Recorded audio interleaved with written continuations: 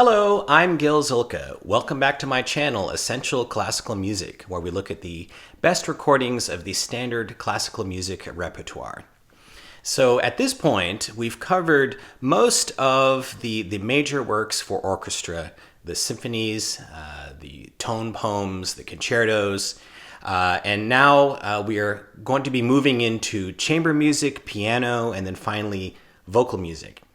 But before we did that, I thought it would be a fun idea to create a video talking about the great conductors and their best recordings. Because often, once people get into the recordings of the repertoire, they start becoming curious about particular conductors and their styles. And often, they actually ask about, hey, for this conductor, what should I look at? What's his best stuff, essentially? And so I thought it would be a good idea to create a video where we sort of group it according to that. And also to give you sort of the array of the different names and the recordings that really where they made their name. Now, conducting is, of course, something just like everything, just like pianists, just like singers. Everyone has an opinion. And there's a lot of self-righteousness out there about people, thinking that, their particular groupie favorite is the one who did things the right way, and everyone else is some sort of delusional cultist or something. And the reality, of course, is that it's all in the eye of the beholder, as well as the performer. Think of it in the way that we express ourselves. Some of us are very emotive, and that's natural to us, and some of us are much more maybe kind of demure or sort of more clinical.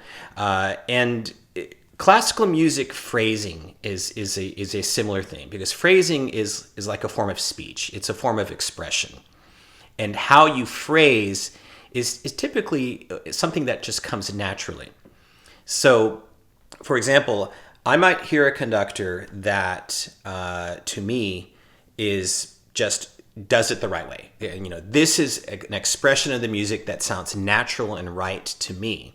And someone else might hear the exact same conductor and think, he's just overly expressive, he's adding things, he's adding emotion, he's stretching things, and it doesn't sound right at all. This conductor here, he does things the right way, the natural way. Whereas I might then turn around and say, well, I don't hear it that way. The way this conductor sounds natural to me, and this one sounds like he's short-circuiting the emotions, like he's just being monotone, at least to my ears. So it's all relative, both from the standpoint of the performer and the people who are listening. So that's just always something to keep in mind. And what I try to do is give as balanced a view as I can of the conductors who have made a name for themselves in recordings, and in particular the repertoire and the composers in which they made the biggest impact. So with that said, we're going to start. So I'm going to go in rough chronological order, which means that the first batch I'm going to talk about we really only know from pre-stereo recordings. So their recording quality is not going to be wonderful, but we revere these recordings for their insights. And the first conductor I'm going to talk about is one who is very revered as well as very controversial, and that's Wilhelm Furtwängler, a German conductor, very much a creature of the late Romantic era. A composer himself who was likened in his style to Bruckner. And he is definitely one who, if you were to put on fit on the spectrum of listening, he tends to be more, he takes greater liberties. He thought through the scores in a way that he was very adamant about not simply doing what he thought as just taking dictation and reciting back the music, but internalizing it. And sort of like an actor on a stage, then, acting it out in a way that sounded natural to him, as well as the people who still revere him today. that being said, others will hear it and they'll think that he's taking too many liberties and that he's personalizing or individualizing the music in a way that takes you away from the music. Furtwängler would say the opposite. He would say, "This is my natural intuition." So it's all again in the eye of the beholder. What you can't deny is that Furtwängler made a name for himself, particularly in the German standard repertoire. And really the starting place with Furtwängler is always in Beethoven. Particularly the Beethoven works that were more epic. And so I'm going to recommend for Furtwängler in Beethoven the third, the Eroica, the fifth, and the ninth. The third, his recording from 1952. Another thing about Furtwängler now I want to say, he was a very intuitive conductor who, he didn't like being too constricted. So he didn't do as well in the studio. He was a little bit more stale in the studio and became more unbuttoned live. So most of the recordings I'm going to recommend are his live recordings. And by the way, that's another thing about Furtwängler that is a reason I thought this would be a good video, is because there's so many for a guy who didn't make it to the stereo era. He has so many recordings out there, some that are the same recording on different labels. So it's a lot to sift through. In general, I would say I tend towards the live performances. And so for the Eroica, his December 8th, 1952 recording, I think is the one that shows him at his most inspired and powerful and profound. It's also an excellent sound for its time. You can get it on a Tara issue. You can also find it in this box from Audite, which I will come back to because it's got a lot of the same recordings that I'm going to recommend in this Furtwängler batch. The sound quality is pretty good in both of them. I would say that the Tara is a little bit smoother and cleaner. It makes it a little bit more comfortable listening, but they're both very good.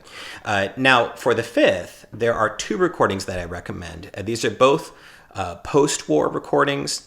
One is from 1947. That was actually his first recording he made after the war, returning to Berlin. This was May 25th, 1947. And the excitement of being back in Berlin again with his people conducting again was palpable. It's just for Furtwängler one of his more spontaneous and inspired interpretations. I've talked before about the coda at the very end. This was a sort of a Furtwängler special. He wasn't metronomic. And he does a little accelerando speeding up towards the end, and it really makes it particularly exciting in this case. Now, he also has one from his last year of life, 1954. This was May 23rd, 1954, which is slower, better recorded though, and it just has that granite-like power that we associated with the Berlin Philharmonic under Furtwängler. So that one's also special for that reason. Both of these you can find on Tara as well as Audite. This is a release that has the 1947 recording coupled with a very good pastoral. This one, same double disc that has that Eroica I just mentioned. This is the 1954 recording, also with the pastoral, also excellent. I tend to prefer this pastoral because it's even more evocative of the pastoral kind of mood. That's also an excellent Furtwängler interpretation. However, you get all of these in this box. So economically, it's not a bad idea to just go for the Audite box. Even though I would still say, if you're going to be really picky, I prefer the smoothness of the Tara sound. Anyway, so that is the third and the fifth. However, when you're talking about Furtwängler and Beethoven, well, Furtwängler in general, the work with which he's most associated with is the ninth. The epic scale of the ninth, the inspiration of it is really tailor-made for someone like Furtwängler who aspired for such things on the podium.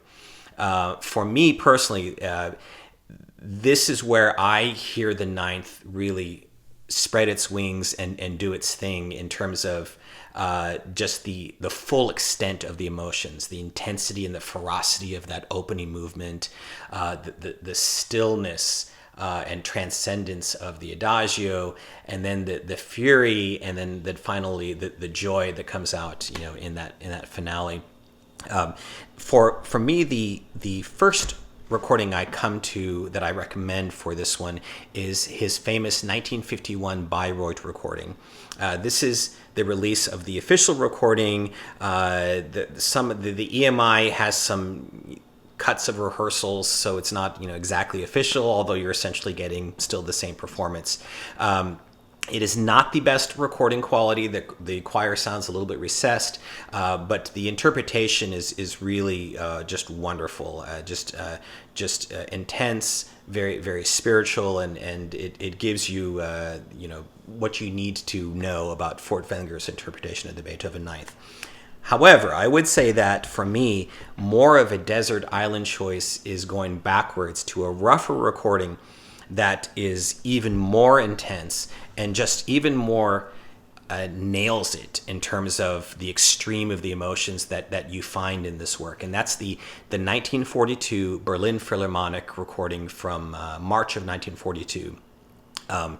That, even though it's rough sounding, it's a fairly good recording quality for a live 1942 recording. The choir sounds very strong, and they just let it all hang loose in that finale.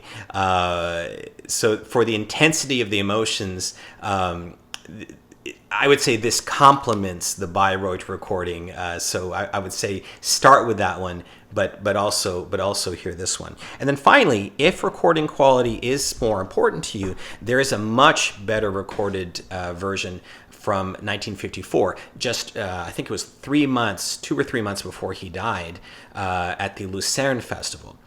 So this is with the Philharmonia. It's very well played, very well recorded. It's not like, he's not like on the verge of death, so it's well conducted. But I would say to my ears, you can hear a little bit of slackening of tension compared to those earlier recordings. However, you might even say it has a greater spirituality to it, especially in the adagio and when the Ode to Joy theme makes its slow entrance in the final movement. So it's got all sorts of qualities, both sonic and in terms of the interpretation, that also make it a valid complement to those other recordings. Now, that's Beethoven. Furtwängler, of course, was steeped in the German Romantic repertoire, which means that you have to follow Beethoven with Brahms, and what better symphony to follow Beethoven with than the Beethoven 10th, otherwise known as the Brahms First. And that is one that Furtwängler not only left us a really powerful, intense interpretation, but a very good sounding one for its time for a live recording. This is the 1951 North German radio recording. It shows all of Furtwängler's gifts for flexibility, the way he builds, for example, that climax at the end of the first movement, just brings it to a crawl, and then slowly it starts to increase, and then just this really powerful climax. So that's just an example of what he brings, and really of all the Brahms symphonies, I would say, because it has that Beethoven power to it. It's really kind of tailor-made for Furtwängler's style. Now, next among the German Romantic bees, we come to Bruckner, who in many ways, some might feel, as I mentioned earlier, as a composer, he was close spiritually to Bruckner, and some might feel that he was even more suited to Bruckner's to music in terms of the epicness and so on. And that said, that I think that Bruckner's most epic symphony, just like the Beethoven Ninth, the Bruckner Eighth is the one where we find Furtwängler really stretching it to its limits in terms of intensity, and then that beautifully spiritual adagio that's so central to the piece. This is of his, I believe there are 3 live recordings. This is the one that I recommend. It's from 1944, recorded with the Vienna Philharmonic, and recorded fairly well. It's not noisy at all. It's fairly clean. By the way, this is a music and arts issue. There is one that's come out recently from a label called, I think it's Musical Concepts, that has as good a sound for this as I've heard. So I recommend that one highly. I believe it's also shown up on Deutsche Grammophon, on Tara, and even Orfeo, which might even be the best sounding of all. I think that's like in a big box. Regardless, you'll find it somewhere, and I think you will find it very rewarding for the intensity of the conception. Now, last but not least, among German Romantic composers for whom Furtwängler was well known, we have to mention Wagner. Again, one that roughly contemporaneous with Bruckner is one that people even see as more just perfectly suited to Furtwängler in terms of his extremes of expressive emotion. And once again, you have to take the epic masterpiece and look at that as something that Furtwängler did especially well. And in this case, we're lucky to have a studio recording that even Furtwängler himself liked, which was very rare for him. And that's Tristan und Isolde. This is the proverbial classic of the gramophone, recorded in the early 50s. It's still in mono, but it's very good sounding mono, produced by Walter Legg. You've got the incomparable Kirsten Flagstad singing the part of Isolde, past her prime, but still sounding beautiful. You've got Ludwig Suthaus as Tristan. Just the production values are wonderful, and it's always been one of the reference recordings for Tristan and Isolde. Just profoundly emotional. The love duet in the second act is just gorgeously phrased, and it just feels like you're levitating as you hear it. So can't recommend this one highly enough.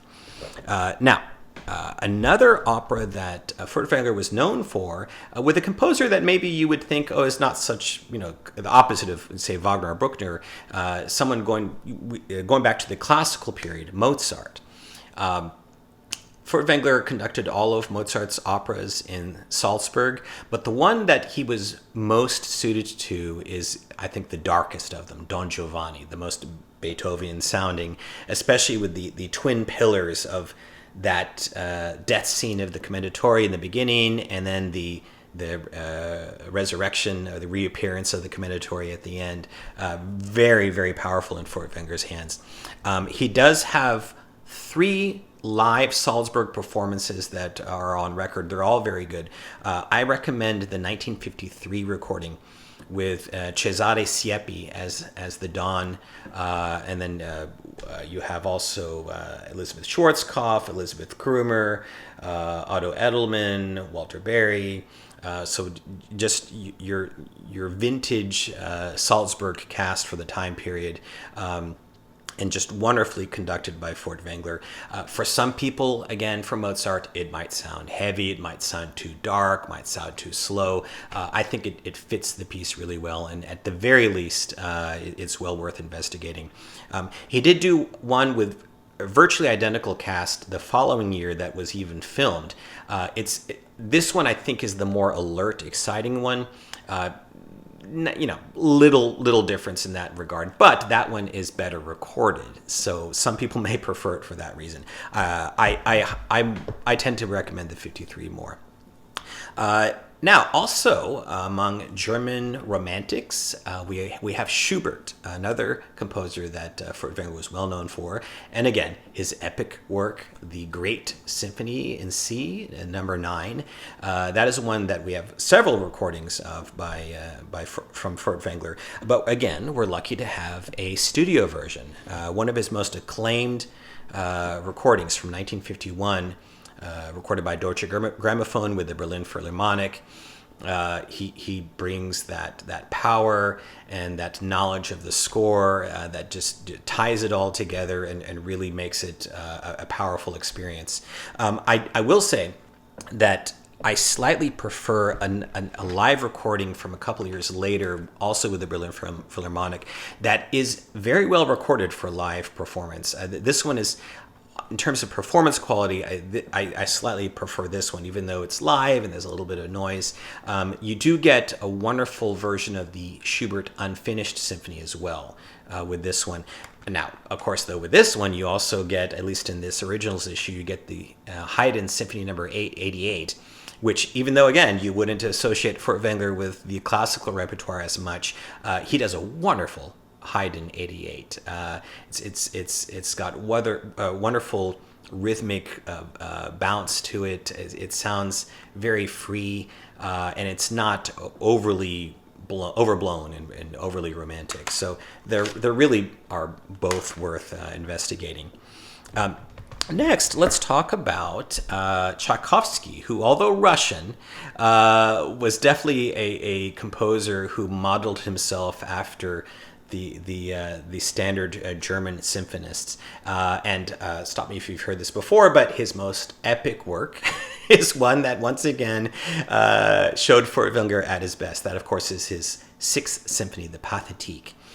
And this is one that Furtwängler not only brought drama to, he just that wonderful dramatic pacing of knowing how to shift the gears in just the right way to bring it to an incredible climax. For example, listen to that third movement. It's just incredible. And then the power at the end of the final movement. But he also brought this nobility, this eloquence as well. For this one, we have a very famous recording from the 30s that was recorded in the studio with the Berlin Philharmonic. And ironically enough, it sounds cleaner than this one, which is from 1951, also with the Berlin Philharmonic, but this one was recorded live in Cairo, so it's a little bit noisy, a little bit, it's not nearly as clean, although there is more presence to this one. They're both worth hearing. I would say this one, the 1951 recording is more overtly emotional and exciting. But you still have that wonderful nobility and grandeur here, and maybe better proportions. So they're both worth hearing. So another wonderful interpretation from Furtwängler. And then finally, I'm going to mention one more, the Schumann Fourth. Of course, this is a composer from the middle of the German Romantic period that you'd expect Furtwängler to excel in. The Fourth Symphony of Schumann is the one that he recorded. He also has a Spring Symphony that you can find as well. But the fourth is the one that it's one of the most universally praised of Furtwängler recordings, maybe the best sounding recording he ever made. It's still mono, but it's very passable mono, and he was steeped in this tradition, so everything just sounds natural. The romanza, the second movement, the way he phrases it just sounds like one breath from the beginning, extending throughout the movement. And that's one of the things that Furtwängler was so gifted at in these slow movements. Then he has this, like in the Beethoven Fifth, he has a wonderful, exciting transition between the third and the fourth movements. So another Furtwängler interpretation that you can't go wrong with. Okay, so that is Furtwängler. Now let's go to, who's coming next, the proverbial antithesis, Arturo Toscanini. So one thing I will say about Toscanini versus Furtwängler is, they were different in terms of their philosophy, mostly in terms of orchestral execution, I would say. Toscanini put a premium on that. He wanted exactness, like a drill sergeant, really. And Furtwängler, the thing about him is that he was mostly concerned with the free expression, and in many cases, spontaneous expression. He always said that he would leave a little bit more during rehearsal for the occasion of the performance itself. Whereas Toscanini really, they even said that he had his best performances in rehearsal because everything was drilled so exactly. So it really is just more of a question of priority between them. They were both giants of the 20th century, arguably the two greatest conductors that we have record of, and both of them very passionate and dramatic. So they both brought to those qualities. I would say that Toscanini, his style tended to be more drilled and driven. He didn't like to dawdle. That was a big difference too. Furtwängler was more of philosophical and taking your time and meandering, and Toscanini was more go, go, go. So Toscanini tended to excel more in that kind of repertoire that lends itself to that. So in other words, especially for something that's urgently dramatic, and you get tons of that, of course, in the music of Verdi, which is where I think you should start when you're investigating Toscanini. He not only was Italian, but he knew Verdi, and the work that I think shows Toscanini at his greatest is Verdi's great Otello. This was recorded in the late 40s, fairly dry sound, as was typical of Toscanini studio recordings, but very clear, very present, even though it's in mono. And Toscanini actually played cello in the premiere of Otello, so he knew what Verdi wanted.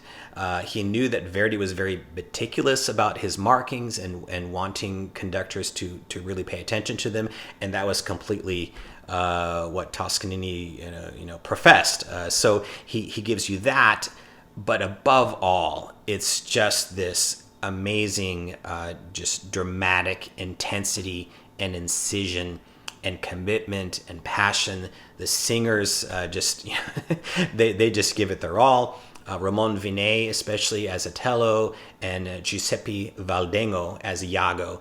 Just listen to their Si pel ciel duet that ends the second act. Just an iconic, one of the most iconic opera recordings ever made. That's where I would start with Toscanini. Now, he was also well known for his Beethoven. That is the area, of course, where people tended to pit him against Furtwängler. Again, the reality is they took different paths, but they both were giants in their own way. And I would start with Toscanini, just like with Furtwängler, first with the Eroica Symphony, which in Toscanini's hands, especially that first movement, it's just ferocious. It's just, he just grabs you by the throat and just shakes you around, and it's just, in terms of visceral excitement, I don't know another first movement that compares to that. It's recorded in 1939 with his NBC Symphony Orchestra. It was a live radio telecast. So it's dim sound, but it's fairly clear, and it's just really exciting. The second movement, Funeral March, it's very eloquent and sung, and again, with Toscanini, you're always going to get that passion coming out. So that's a really strong performance. And then a symphony that maybe even more is tailored to Toscanini's style. The rhythmic energy, the driving forward, is this one, the Seventh Symphony. However, I would say that this particular recording with the New York Philharmonic from the mid-30s, it's not quite as hard-driven as his later studio recordings tended to be. This one gives it a little bit more room to breathe, and it's just a wonderful interpretation. The rhythmic energy throughout, it's just one of the iconic recordings of the Beethoven Seventh. Now, going back to his fellow countrymen, let's go to Respighi, the Roman trilogy, in particular the Pines of Rome. This recording, again, it's a mono recording. We don't have any stereo recordings of Toscanini, but it's very passable mono. It's a little bit, again, on the dry side. very exciting, just amazing virtuosity. That final movement of the Pines of Rome, the Appian Way, is just incredible. The other two, the Fountains of Rome and the Festo Roman, also really colorful and wonderfully done, real exciting. So again, repertoire that Toscanini knew backwards and forwards, and it's really a reference. And then finally, I want to mention a Toscanini recording that is a collaboration where he is an accompanist. But you talk about the meeting of two giants, especially with electricity running through their bodies. Vladimir Horowitz at the piano with Toscanini in the very famous 1943 Carnegie Hall performance of Tchaikovsky's Piano Concerto No. 1. This is just scintillating energy from the word go, just real goosebump inducing, and famous for good reason. It's one of my go-to recordings when I mention to people that they should give a look to historic recordings, even though they're more primitive sounding, because you're not going to find electricity like this anywhere else. You're just not. And this is again like a meeting of two giants. The virtuosity of the NBC symphony accompanying Horowitz just going crazy on the piano. It's just wonderful stuff. Okay, so that's Toscanini. Let's talk now about a few more conductors of that era, again, the pre-stereo era. I'm going to start with Willem Mengelberg, a Dutch conductor. More on the Furtwängler side. In fact, way more beyond the Furtwängler side in terms of his flexibility and individuality and stretching of tempos.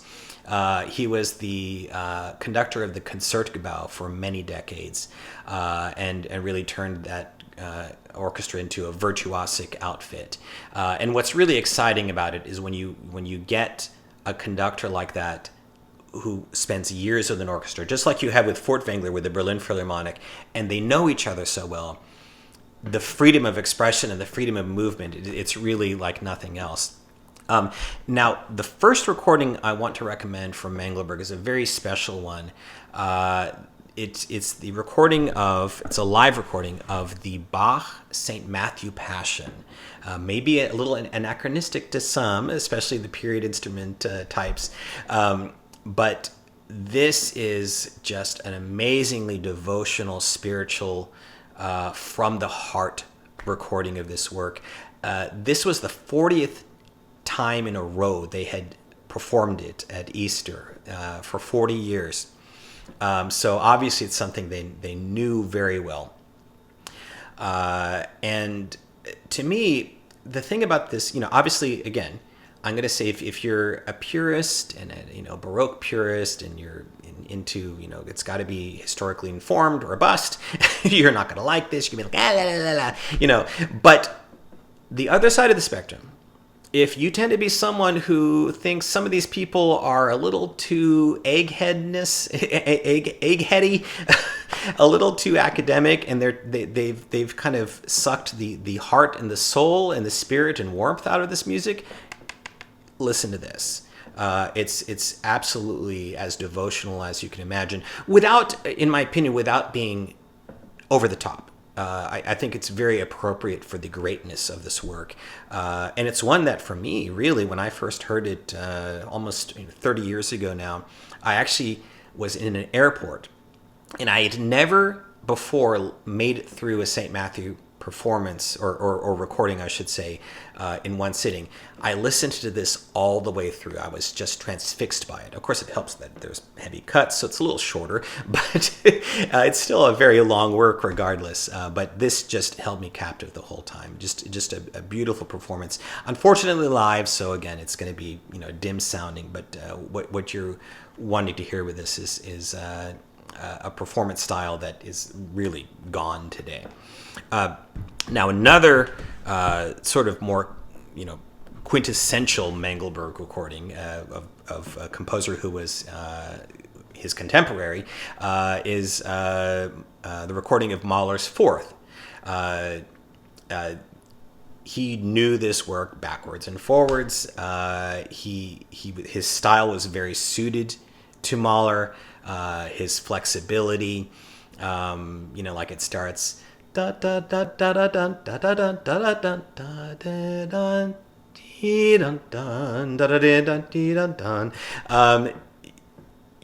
So like the beginning, he right away he takes this big rubato where he slows it down, and then he starts up again, and the orchestra is with him the whole time, and it doesn't sound random. It fits the music very well.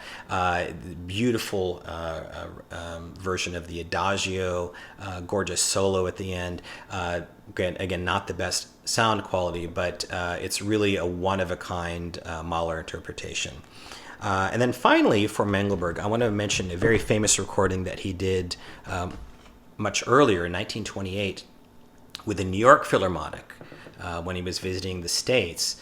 This is Richard Strauss's Ein Heldenleben, and in this case, he is the dedicee of the work, so it's definitely a work that he knew well, and it's unmissable in terms of the interpretation, in terms of the storytelling and the flexibility and the knowledge of what to do when to really get the best dramatic impact, and then you add to that the virtuosity that was already present in the New York Philharmonic, and that really in this recording, it's fairly clear for the 20s. It's a studio recording, and it's limited. You don't get the full orchestral splendor, but you are able to hear what's going on, and it's another one of these reference documents that is unmissable. Next, let's talk about Serge Koussevitzky, a Russian conductor who made his name in the States as the principal conductor of the Boston Symphony. And Koussevitzky was a very exciting conductor, very, very free in the way he had interpreted works. But he was especially keen to promote newer works. And one person he befriended was Bela Bartok, who escaped from Hungary toward the beginning of World War II. And he encouraged Bartok to write the Concerto for Orchestra. So he premiered that work, and we have a recording of it. This was released on Naxos. It's a little bit, of course, rough sounding, but it's really exciting, obviously fresh recording. This is the proverbial hot off the press, sort of sense of discovery type of recording. So this is where I would start to get to know Koussevitzky. He also did a very famous studio recording of the Sibelius 7th Symphony, which this is with the BBC Symphony, which is also just has that Koussevitzky trademark of intensity and intention throughout. Probably his most famous Boston Symphony recording. Again, these are all unfortunately mono, but his most famous Boston recording was this one, the Prokofiev 5th Symphony. He really turned that Boston Symphony into a virtuosic outfit, especially the string section, just a gorgeous string section. And even though this isn't your, state-of-the-art orchestral spectacular in terms of sonics, you still hear what the orchestra is doing, and with Prokofiev's, wonderful color and excitement that he brought to his scores, the Boston Symphony and Koussevitzky's interpretation really does it full justice. And then finally, I want to mention another recording from Boston. This is from way back in 1930, the Mussorgsky Pictures and an Exhibition, the Ravel orchestration. Again, the virtuosity of the Boston Symphony is really something you shouldn't miss. It's actually surprisingly clear for a recording this old. So if you love the work, this is definitely one to check out. Next, let's talk about an Italian conductor who unfortunately did not make it to the stereo era due to ill health, actually. He lived until the late 60s. But he was one of the great conductors of the 20th century, no doubt. That's Victor de Sabata. just a real exciting conductor.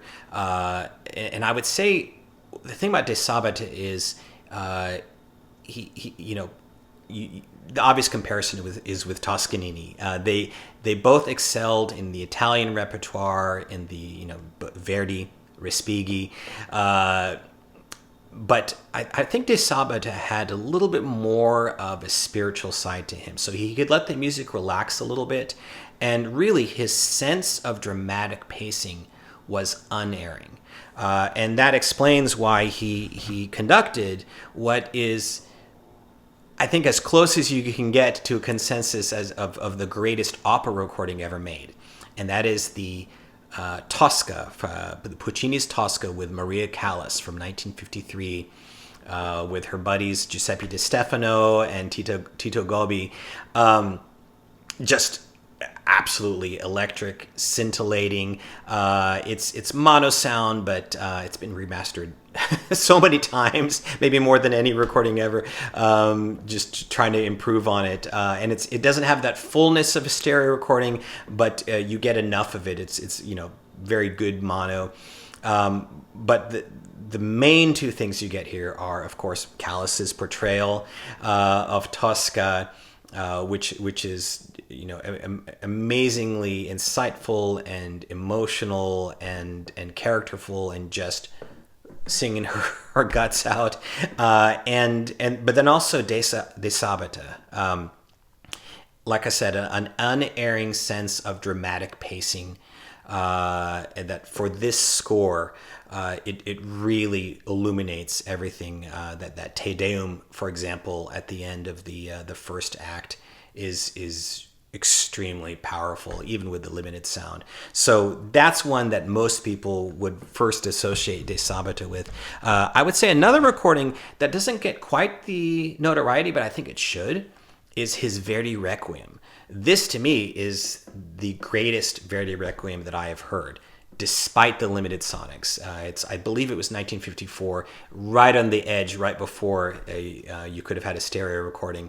It's decent mono for a piece like the Verdi Requiem. It's congested in the really loud sections, but you still hear it well enough. And like I said, De Sabata's pacing, the Dies Irae and the Tuba Mirum, sort of the highlight of any Verdi Requiem, are just immaculate in terms of the incision, and the chorus, the La Scala chorus, just singing incredibly. Despite the sonics, this to me is the most exciting version I've heard. And then he also brings the beauty and the spirituality to the slower sections, and it's incredibly sung. You have Schwarzkopf, Di Stefano, Siepi, or Aurelia Dominguez. So really wonderful recording. And then lastly, for De Sabata, unfortunately, we don't have a lot of studio recordings for him. We don't have a lot of recordings, period, for him. And I mean, imagine if he had been in good enough health to continue into the stereo era. Walter Legge actually had wanted to do that, but he did these two recordings that I just mentioned, and then De Sabata basically had to call it quits. He actually reappeared to conduct the funeral march from Beethoven's Third at Toscanini's funeral a few years later, but other than that, we unfortunately never really heard from him again. But this is a recording from the war. It's a live recording out of Italy, rough sounding, but it's of the Mozart Requiem. It's with the Rome Saint Cecilia orchestra and chorus, and it's very intense, dramatic, devotional, just a real feeling of gravitas that you want in a piece like the Mozart Requiem. Again, as I mentioned with Furtwängler, some people might find it heavy, and certainly taste has changed since this performance. But it's a really uniquely devotional version of the work. All right, so that's De Sabata. One more conductor I want to mention for the or at least 100% pre-stereo era, and that's the Czech conductor Václav Talich. He conducted, quite a bit of repertoire, but for Talich, it's especially his fellow countrymen that he excelled at, starting with Dvorak. And he's really my favorite interpreter for the Dvorak Ninth. This is very passable mono sound, 1954, and it's just got wonderful character. It's wonderful drama. It's paced just right. He just had this innate understanding of how the music should go. Just a must hear if you love Dvorak. And then likewise, this masterpiece from Smetana's Ma Vlast, with the famous Moldau movement. This was recorded also in the early 50s. Also very passable mono. These Czech mono recordings tended to have a vibrancy to them, to where you almost don't care anymore that it's in mono, or you don't think about it. It's really a lovely sound they produce. And again, just like with the Dvorak, it's just this innate understanding of how the music should go. It's very, very soulful, lots of character and charm. So both of these, I would say, are reference versions for these works. Next, let's talk about French conductor Pierre Monteux, who gave us recordings and recorded performances from early, all the way back from the 20s, but he was lucky enough to be able to conduct into the stereo era as well. I'm going to start with a recording that comes from the 50s. It's a mono. There's a mono and a stereo, and these are works that he premiered in the early 20th century when he conducted for the Ballet Russe in Paris, and that, of course, is Stravinsky's Rite of Spring and Petrushka. Obviously, these are scores that he knew very well. And Monteux, he was a conductor who really, he was very disciplined, but also he had great warmth, and he had a great sense of spontaneity. And that's especially what you hear from these. The color and the excitement comes out. It feels unbuttoned. It doesn't feel stiff at all. And it's really exciting the way he paces it. It's my favorite version of the Rite of Spring, even though the recording quality, it's a little, it's a mono recording from the early 50s, but it really is a must hear if you like that work. Now, for something much older, from Monteux's countryman Berlioz, his recording of the Symphonie Fantastique. This is with the Paris Symphony, right around 1930. Very dim sounding, and obviously not the last, recording of that work you want to hear. You want to hear all the orchestral splendor. But what Monteux brings again is that feeling of unbuttoned spontaneity. This just sounds like a fun romp through the music. It really, once you get past the sound quality, it really holds your attention throughout. And again, a great example of his conducting. Now, for something in much better sound, really almost demonstration sound for its time, we have his iconic recording of Ravel's Daphne et Chloe from, I think it was like late 50s, right around 1960. Just beautiful sound and very, very sumptuous and warm performance, very colorful. Another work that he started out as a ballet specialist in the early 20th century, so this was completely up his alley, and he just really illuminates the score. And then finally, another French composer that he pretty much gave us a definitive version of, and that's with the Chicago Symphony in the Franck Symphony in D. Very good sounding stereo recording, and this again has very good color, very good, very beautiful nuance and insight from Monteux. So a wonderful example of his art. Next, let's talk about Englishman Sir Thomas Beecham, the grand old British conductor, who, if you've ever seen an interview with him, he was just a riot in terms of his he was not one of these people in terms of his personality who tended to conform. he has this famous interview where he said, what does a young conductor do? He starts rehearsing the orchestra, and then he stops them after a bar and he starts educating them. Fancy educating a body of people like their children. Me, I just do 2 rehearsals. We play it once through the whole bloody thing. They make a few mistakes. We fix things here or there. We play it all the way through again. They make no mistakes. Ready for performance.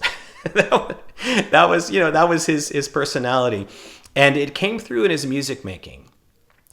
He wasn't as big in the real heavy dramatic, the Furtwängler type repertoire.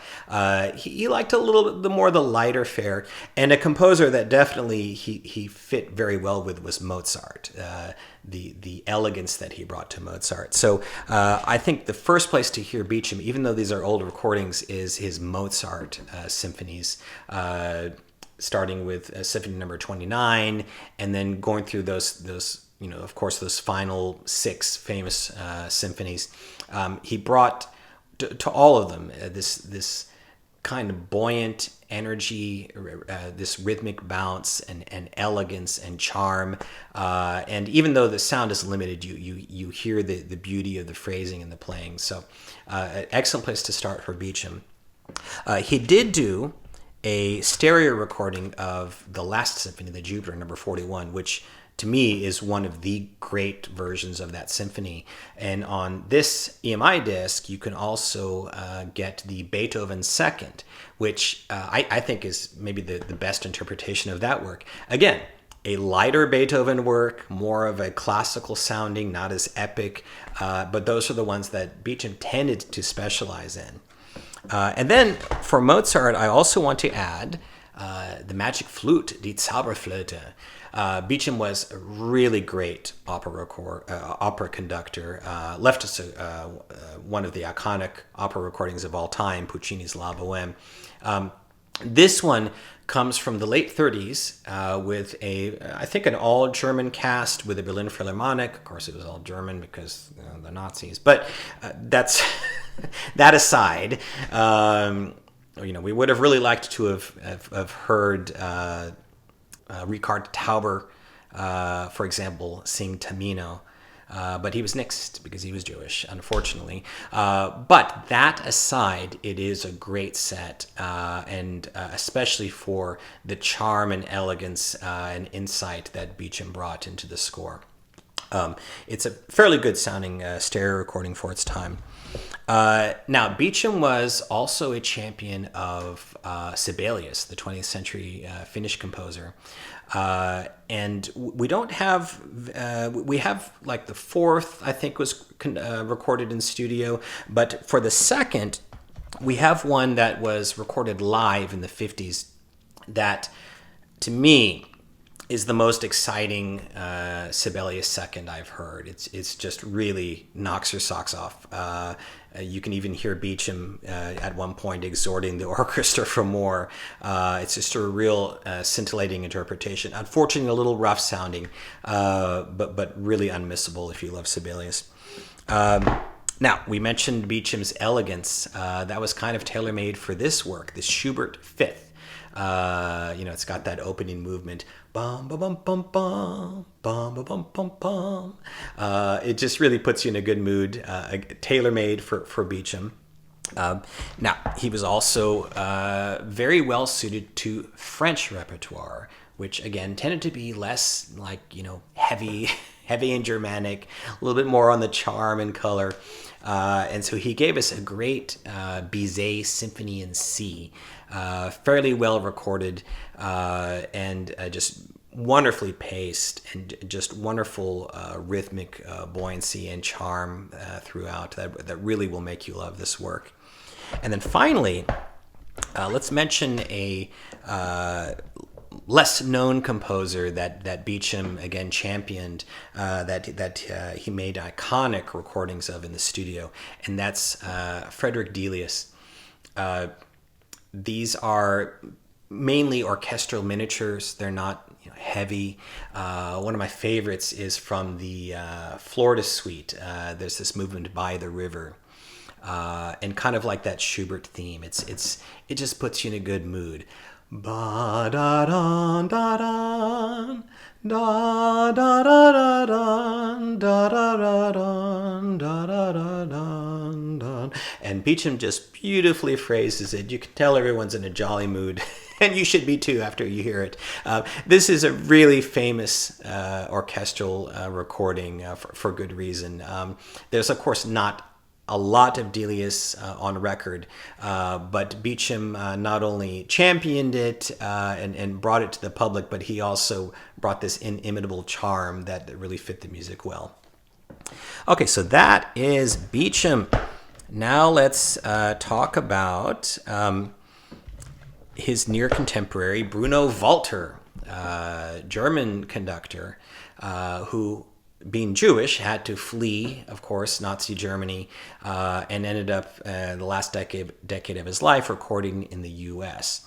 The first recording I want to mention with Bruno Walter is one that is probably the most famous one that he's associated with, and this is also with a composer that he knew personally as well associated with. That's Mahler, the iconic Das Lied von der Erde. With the beautiful artistry of the contralto Kathleen Ferrier, and she's joined by tenor Julius Patzak. This was made in the early 50s, fairly good mono, a little bit rough, but fairly good and clear with the Vienna Philharmonic. And this is just... It's from the horse's mouth music making. I mean, these artists just give it. Walter knew the score backwards and forwards. It's almost an emotionally draining experience. Just one of the iconic recordings that has ever been made. Now, for Mahler, I also want to mention one from his younger years. Bruno Walter was known, especially for those studio recordings he made in the U.S. later, as very warm, very genial, which he was. But he also, in his younger years, was much more viscerally exciting. And when you explore these older recordings, you really get to hear that, and especially in this one. This is a live Mahler first, with the NBC Symphony, recorded right after he fled Europe for the U.S. And it's just absolutely electric. His knowledge of the score, his dramatic pacing, coupled with Toscanini's incisive NBC Symphony, it's really not to miss. And it's a fairly clear-sounding recording for its time. So another one of the great Mahler recordings. Now, Walter was also known for Beethoven. Again, he was known as more genial, more humane. So his most famous Beethoven recording is the Pastoral Symphony No. 6. Now, I've said before, it's almost too genial in the storm section, which sounds more like a little mild shower as opposed to a ferocious storm compared to some other versions. But all in all, though, the whole point of the Pastoral Symphony is that vibe of sort of transcendental experience in nature. And Bruno Walter himself said that as a conductor, you can't conduct the pastoral unless you've experienced that yourself. And he obviously shows that in this recording. And it's a studio recording from near the end of his life, so it's a very good sounding example of his art. Now, again, if you want to hear slightly younger Bruno Walter, but more viscerally exciting, we have the Missa Solemnis, a live recording from New York from the late 40s, which it's unfortunately the sound quality, there's nothing you can do about it. It's staticky, it's a little bit murky, but oh my gosh, is this, this will show you that Bruno Walter was not just this, gentle person and that he also could bring the fire and the intensity, just like that Mahler first I was talking about. And for the Missa Solemnis, which is such a difficult work, Beethoven just stretches the chorus and orchestra to its limits. It's really exciting to hear it done like this. Now, he was also known for Brahms. And once again, we have sort of the Brahms equivalent of the Pastoral, the Second Symphony, which probably shows Bruno Walter at his best. He is most well known for this later recording on Sony. But I want to mention this earlier one. This is another one of those live recordings. This is in mono. I think it's live. I'm pretty sure. It might actually be a studio, but in any case, it's mono, so it's not as well recorded. But he's a little bit more fiery, especially in that final movement, which is one of the fastest you'll ever hear. In any case, the Brahms second, it features the lullaby theme. Bum, ba, ba, bum, ba, ba, bum, bum, bum, bum, bum, bum. With Bruno Walter, it doesn't ever dawdle, but it's got this beautiful phrasing to it. It's very warm and caressing, and it just tailor-made for his style. So both of these are great recordings. And then finally, another one from his fiery earlier days, and one of the iconic recordings of all time is this one. This is a studio recording from the 30s of the first act of Wagner's Die Walküre. Unfortunately, it's not the entire opera, not much less the entire Ring cycle, but it is incredibly intense from the word go. And you've got Loritz Melchior and Lotte Lehmann, two of the greatest Wagner singers you'll ever hear. This is a must for lovers of Wagner, one of the great opera recordings of all time. And again, Bruno Walter brings that intensity and fire to the proceedings. Next, let's talk about Walter's contemporary, who himself in an interview described himself as more the gruff antithesis to Walter's geniality. That, of course, is Otto Klemperer, another German conductor, another Jewish conductor. And Klemperer really had a renaissance late in life in conducting the Philharmonia and pairing with producer Walter Legg to record virtually everything. It really worked out in terms of getting his style on record and his inimitable way with the German repertoire. He was a little bit gruff, but he was the flip side of that is he was also very grounded, and that's what he gave to the music, and it gave it this unrelenting power that really was hypnotic in a way. And he really brought that to one of his most famous recordings, and that's the Beethoven Eroica. As I've discussed before, some people prefer his mono version of this. I like this stereo version a little better. Of course, it's in better sound, but I actually like the slower tempo. I like the Klemperer treatment. It's the opposite of, for example, Toscanini. It's not just crazy fast, intense. The intensity more comes from the depth and the power and the unrelenting force moving forward that really pulls you in. And then the funeral march is just beautifully done as well. So a great way to get to know Klemperer.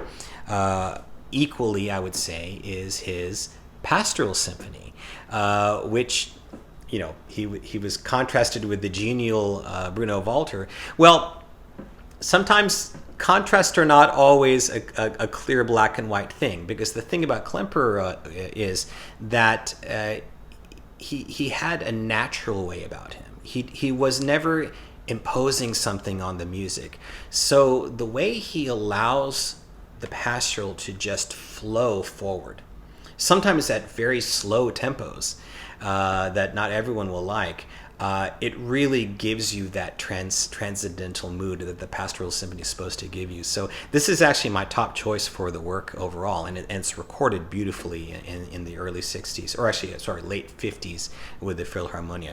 So another iconic Klemperer recording.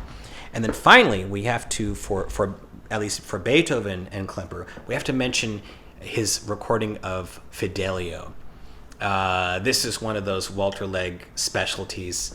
You get Christa Ludwig and John Vickers as Florestan. But especially Klemperer's way with the music.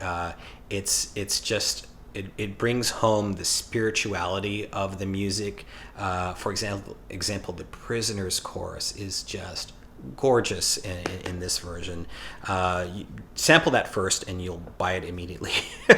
But the whole thing is just very powerful. It's just so great that it all came together in a classic recording like this. Now, like Bruno Walter, Klemperer was also someone who knew Mahler and was a champion of Mahler and did very well in Mahler's music. I'd say of all his symphonies, he's probably most associated with the second, the Resurrection Symphony. He left us 3 very good versions of that, of which this one is, in my estimation, the most powerful. It's a live performance from the mid-'60s, but it's almost as good quality as a studio recording. I really can't tell the difference. It's with the I think it's the Bavarian Radio Symphony and Chorus. You've also got as soloist, you've got Janet Baker and Heather Harper, so can't go wrong there. And Klemperer just brings that gravitas, that power to it. That really brings home the grandeur of this work. So that's an iconic recording. Another one that Klemperer is very famous for is his Brahms Requiem. This is another Walter Legg special. You've got your Dream Team soloist of Elizabeth Schwarzkopf and Dietrich Fischer-Dieskau, the Philharmonia Chorus and Orchestra, very good sounding recording from the early 60s. And again, you have that gravitas that Klemperer brought, especially in that grave second movement. Bum, bum, bum, bum, bum, bum. You know, and then it increases in intensity very powerfully, and he maintains that grounded pulse that really helps the music. So this is a very powerful experience, a very famous recording.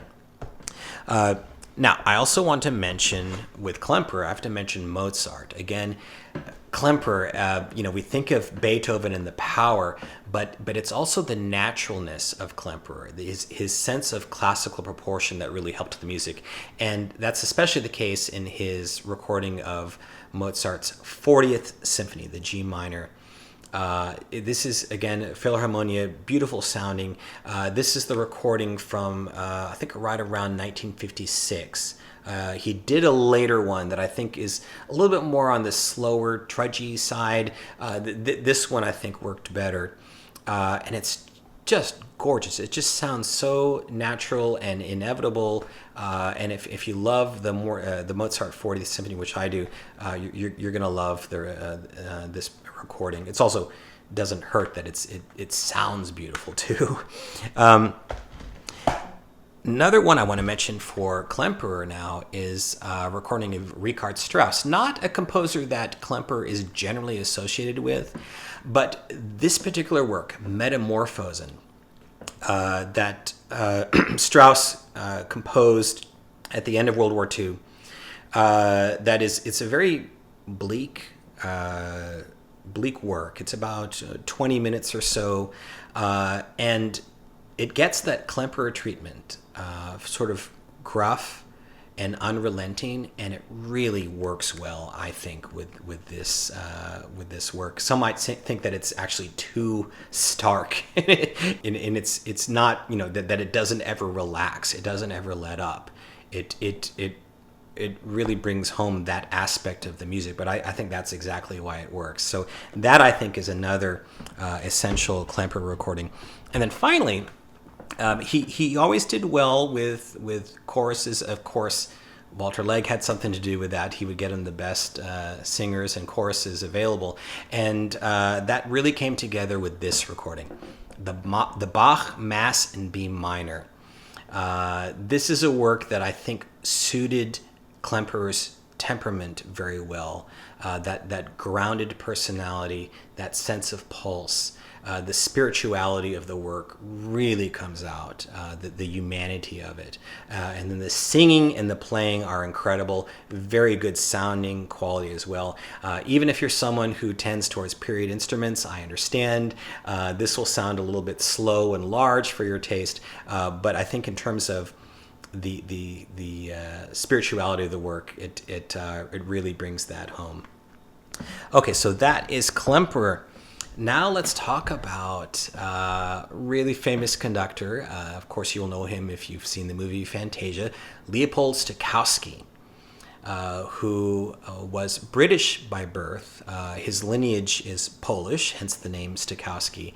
But he really made his name coming to the States and heading the Philadelphia Orchestra and turning them into this virtuosic outfit. He was, he tended to be called a showman, and that can sound denigrating, but I don't think it should, because that is part of what a conductor does. A conductor brings a score to life, and few, if any, conductors ever brought the score more to life than Stokowski. He conducted it with his hands, so he sculpted the music, so it took away from that sort of time beating image that you get with the stick beating thing. With Stokowski, everything was a little bit more free, and so he did really well in romantic repertoire. And one piece with which he was always associated with and left many recordings of is Rimsky-Korsakov's Scheherazade. Stokowski just really indulged in the beauty of the writing, in the romantic warmth of it, the climaxes. It really is exciting and gorgeous in his hands. All of his versions are recommendable. The first one that we tend to recommend for newbies is this one from the 60s with the London Symphony. Really well recorded, and so you get the full effect of Stokowski's interpretation.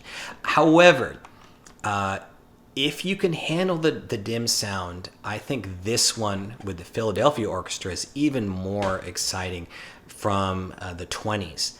Very dim sound, a little hard to find. This is an issue on Biddulph that it's not really available anymore. You can maybe find somewhere secondhand, but it shows what he did with that orchestra back in the 20s, just turning them into this virtuosic outfit. I like both of these, but if forced to choose, I tend to be one who, after a while, I get past the sound quality and I'm more concerned with what the musicians are doing. This one is really fantastic.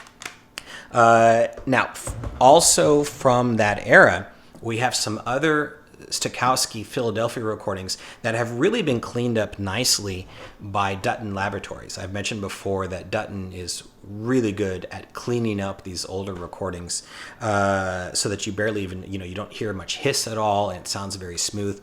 And one of those is this one. This is from the late 30s. This is the Shostakovich Fifth Symphony.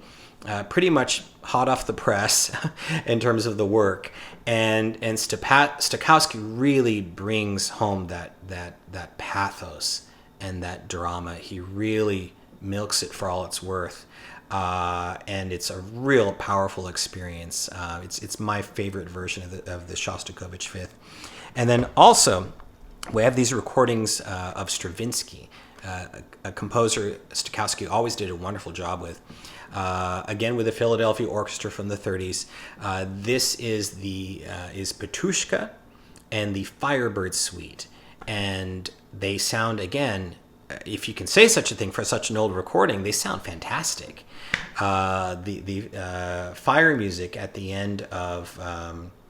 at the what is it called? It's called the dance. The Infernal Dance at the end of the Firebird Suite.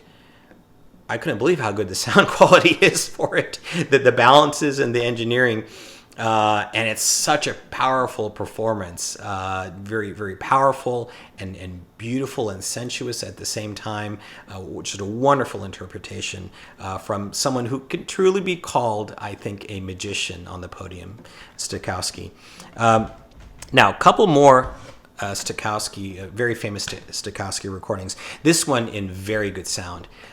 This is with the Stadium Symphony of New York, and is a couple of Tchaikovsky symphonic poems, Francesca da Rimini and Hamlet. And Stokowski just brings that dramatic flair to the work, to these works, just the wonderful color and imagination and intensity. And a bonus of this is you get the vintage Everest sound. Everest really did a great job in these late 50s stereo recordings. So that's another excellent example of Stokowski. And then I have to mention one of the things Stokowski is most famous for, his transcriptions of Bach works for orchestra. Very imaginative, not something for purists, I suppose, but really popular. And of course, most famous is the Toccata and Fugue in D minor, transcribed from organ for orchestra, which was used in Fantasia. Again, I like these old Philadelphia recordings from the 30s. I think some of them are from the 40s as well. Just the playing is so fantastic, and the quality, the sound of the orchestra. You can hear it through the crackles. You can hear that beautiful sound. It's really a unique, inimitable sound that Stokowski got from the Philadelphia Orchestra. There's this smoothness to it, and this flexibility that is really unmistakable. And it's for me, it's the way to hear these Bach transcriptions. That said, he did make later recordings in stereo if mono sound is not your cup of tea. All right, so that's Stokowski. Now let's talk about another conductor who made his way from Europe, this time from Hungary, to the States, and that's Fritz Reiner. First with the Pittsburgh Symphony, and then most famously and luckily with the Chicago Symphony. I say luckily because it was a perfect aligning of stars where you had this incredibly virtuosic orchestra with a conductor who just knew how to bring that out of them, and wonderful recording engineering from RCA Living Stereo. The first recording I would recommend for Reiner and his Chicago Symphony is this one, highlighted by the Mussorgsky Pictures at an exhibition, and including lots of other orchestral showpieces from the Russian repertoire, the Tchaikovsky March Slav, you have the Borodin Polovtsian March, Glinka's Ruslan and Ludmila Overture, and then I think Night on a Bare Mountain is here too. Yeah, that one is here too. That's the other great Mussorgsky work. This is just a wonderful showcase for Reiner and Chicago in terms of their orchestral splendor and execution. And the thing is, the music, he was a stickler for details, but the music didn't sound driven. It sounded very natural in Reiner's hands, and the details always came out. And above all, he always allowed his orchestral players to shine. So these are wonderful recordings, and like I said, a great aligning of stars that you could have it recorded so well. Another from that period is that I recommend is this one, the Rossini Overtures. Again, a wonderful showcase for a brilliant orchestra. Just listen to the Chicago Brass at the end of the William Tell Overture. It's just incredibly exciting. Next, I want to mention a composer with which Reiner was really associated. That's Richard Strauss. I think he conducted just about everything, or recorded just about everything Strauss wrote. In particular, I want to recommend this one of a work that's a little bit hard to bring off. That's Symphonia Domestica. Very well recorded. And again, that the detail and the color comes out. And Reiner and his orchestra just do a great job of telling the story. It's one of those recordings that, in my mind, really sells you on what can be a difficult work to bring off. So that's a really a great example of Reiner's art. And then finally, let's talk about his Debussy and Ravel. This recording couples, let's see, we have from Ravel the Rhapsody Espagnole, the Pavane pour un enfant défunt, and the Valse Nobles et Sentimental, and then the Alborada del Gracioso. That one is spectacular, just really fun. And then Debussy's Colorful Iberia. So again, colorful, that's the word of the day here. The orchestral detail, the nuance, the brilliance, the recording engineering, it just all comes together. And then it all just sounds natural in Fritz Reiner's hands. So a really unmissable recording. Okay, so that's Fritz Reiner. Now let's talk about, yet again, another, again, like Reiner, a Hungarian conductor who came to the U.S. and made his name here. That's Georg Szell. Now it's pronounced Szell. I tend to fall into Zell. I'm trying to correct that. For some reason, I can never get away from it, because I've heard it said that way so many times. It just sounds more natural. But it is actually Georg Szell, and he made his name, of course, with the Cleveland Orchestra. And Szell was known for, like Reiner, his meticulous clarity, and also his orchestral execution. You could always count on Szell's orchestras to deliver the goods. They never sounded slack. He always brought this wonderful energy to everything he conducted. So he tended to be at his best in music that brought that to the fore. He was also, like Reiner, a conductor who was very good in Richard Strauss. And I'm going to start with what is probably the most famous recording that Szell did. And that's his 4 last songs that he recorded with Elizabeth Schwarzkopf in the late 60s. Beautifully recorded and just beautifully interpreted. Very natural, wonderfully nuanced, gorgeous sounding. Schwarzkopf sounds wonderful. I not everyone is a Schwarzkopf fan. I think some people think that she was maybe a little too precious with her emphasis on text. I don't hear it that way. I think she sounds gorgeous and perfect for the work. And it's really one of the iconic recordings of all time for good reason. Now, for Strauss, though, I do want to mention a couple of more strictly orchestral works as well that Szell and Cleveland just did wonderful jobs with. One is Tod und Verklärung, Death and Transfiguration.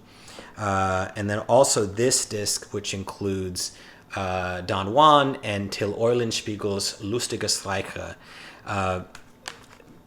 Strauss is a great vehicle for a conductor orchestra, and not to mention sound engineer combinations that deliver the goods and give you the detail and give you the clarity and the beautiful playing and the exciting playing. It all comes together, and you just can't go wrong with Szell and Cleveland in these works. So another one of those recording matches that we're just lucky to have.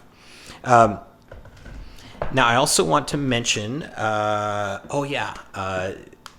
Szell's Dvorak Slavonic dances. This is a set of works that he specialized in, and this is his stereo recording, which just sounds brilliant. It's just wonderfully executed, wonderfully recorded, really exciting, but also nuanced and beautiful where it needs to be. It's a set of works that he obviously was close to his heart, and they really do a great job of selling them. Great character, great energy. You can't go wrong with these. Now, Szell was also known for his Mozart, and I think a symphony that really brought out that aspect of that energy that he had is the Hafner Symphony, Symphony number 35, with that fun romp of a finale. Just a really a sunny interpretation that really puts you in a good mood. And then next, I also want to mention for Szell, a modern composer, 20th century Paul Hindemith, who this is his symphonic metamorphosis on themes of Carl Maria von Weber. And Hindemith wanted the brilliance of his orchestral writing to come out. And so he was thinking of those prototypical American orchestras with their virtuosic sound. And that's exactly what you get here. It's like the work was written for Szell in Cleveland.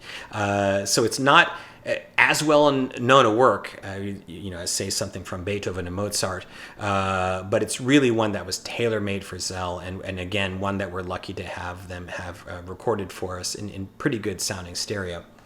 And then lastly, I have to mention for George Szell, one of his recordings, at least one of his recordings, where he was the accompanist for a soloist, usually a piano, could also be cello, violin, of course.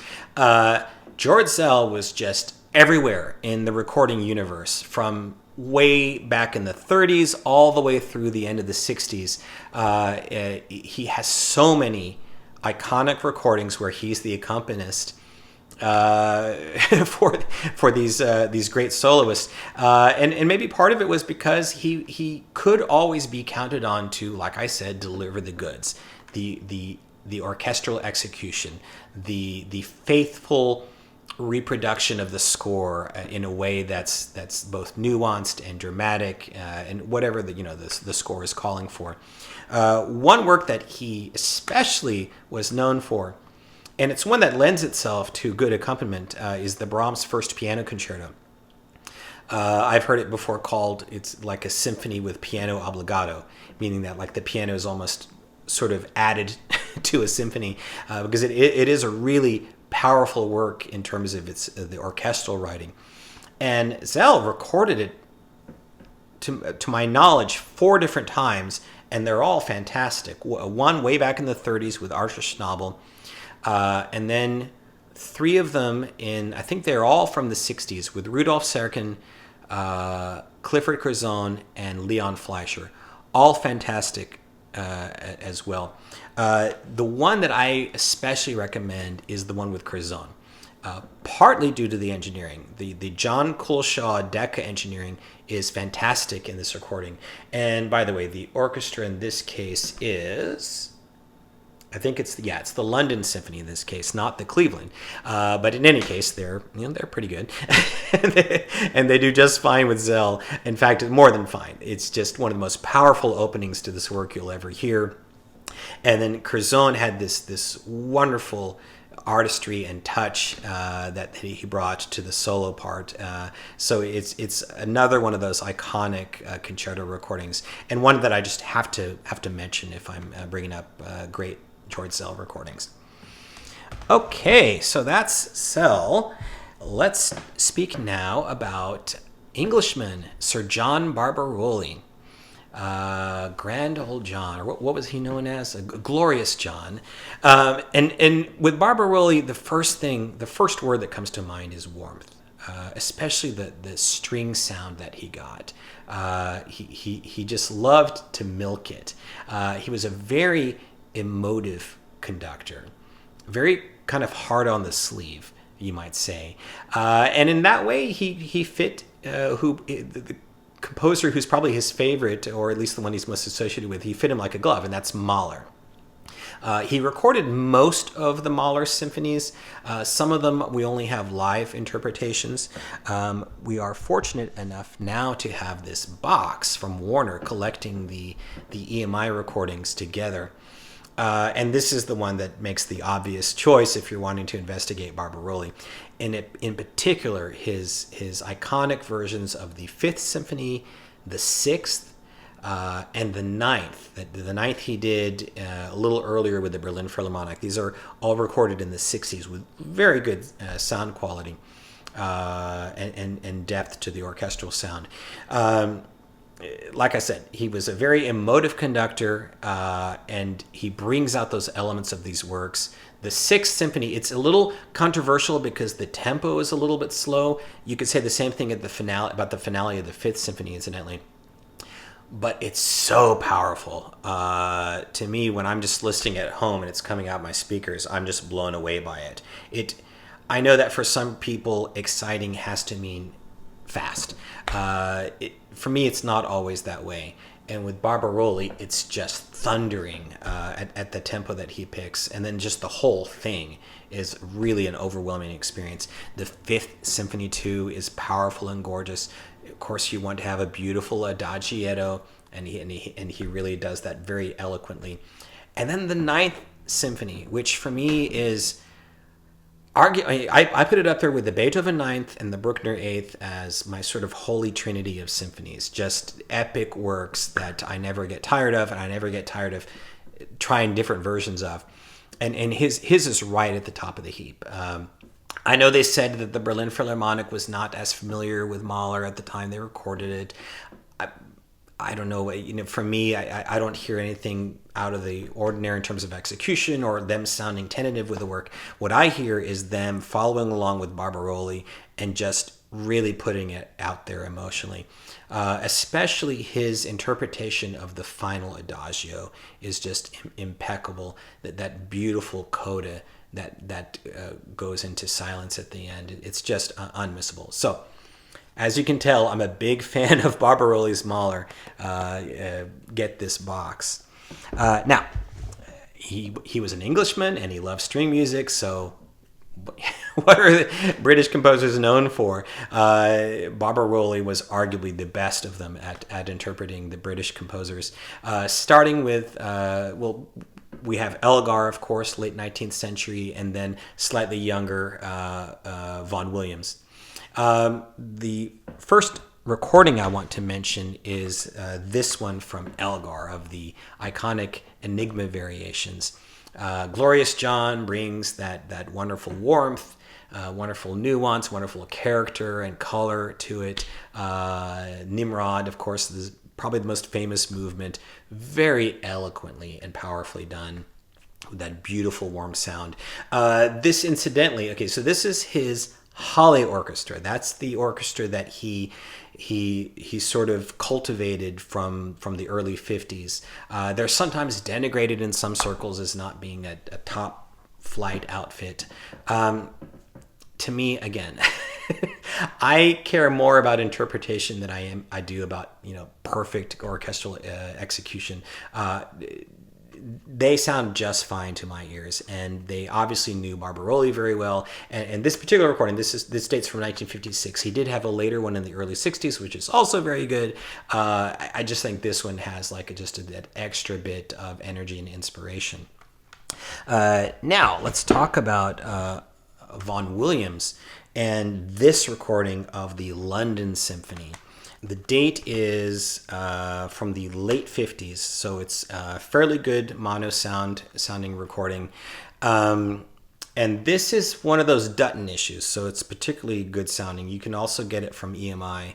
And this is just an impeccable interpretation of this work. Arguably Vaughan Williams' greatest symphony, sort of a pictorial depiction of London. A very colorful work, and Barbirolli just brings out all the charm of the orchestral writing, and it's just to me, it's one of the great symphony recordings out there. Just the way it's executed and interpreted, it's just really wonderful.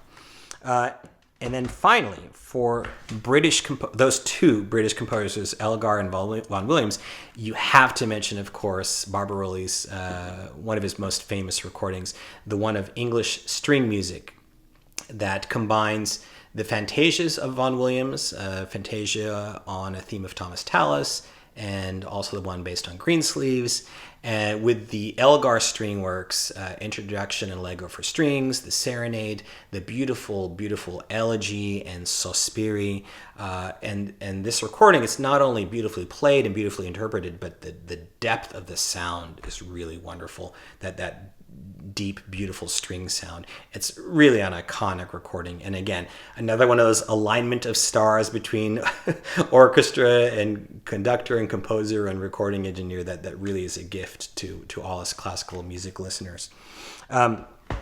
Another recording I want to mention for Barbirolli, and maybe a composer you may not think of first when you think of him, and that's this one of the Dvorak Eighth. This one also is with the Halle Orchestra, again from that late 50s period, in fairly good sounding stereo. And this is another case where that Barbirolli charm comes out.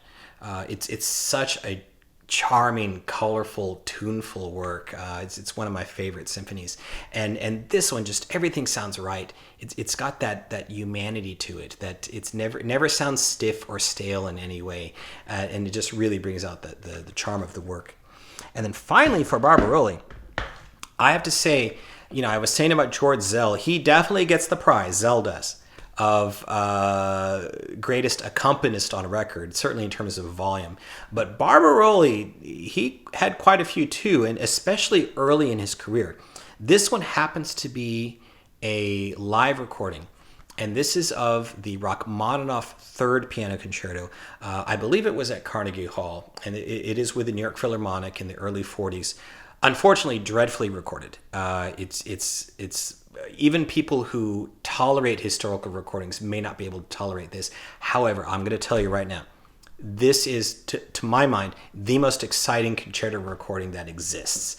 Or at least, let me put it this way, the most exciting recorded performance of a concerto, because it is rather dim, but they are on fire. Horowitz is on fire, and Barbirolli just really brings it. The spontaneity, the way he paces things, the coda of the finale is just has to be heard to be believed, and you hear a guy yell "Bravo!" at the end, and the crowd goes wild, as they should. It's just really an electric recording, despite the dim sound quality.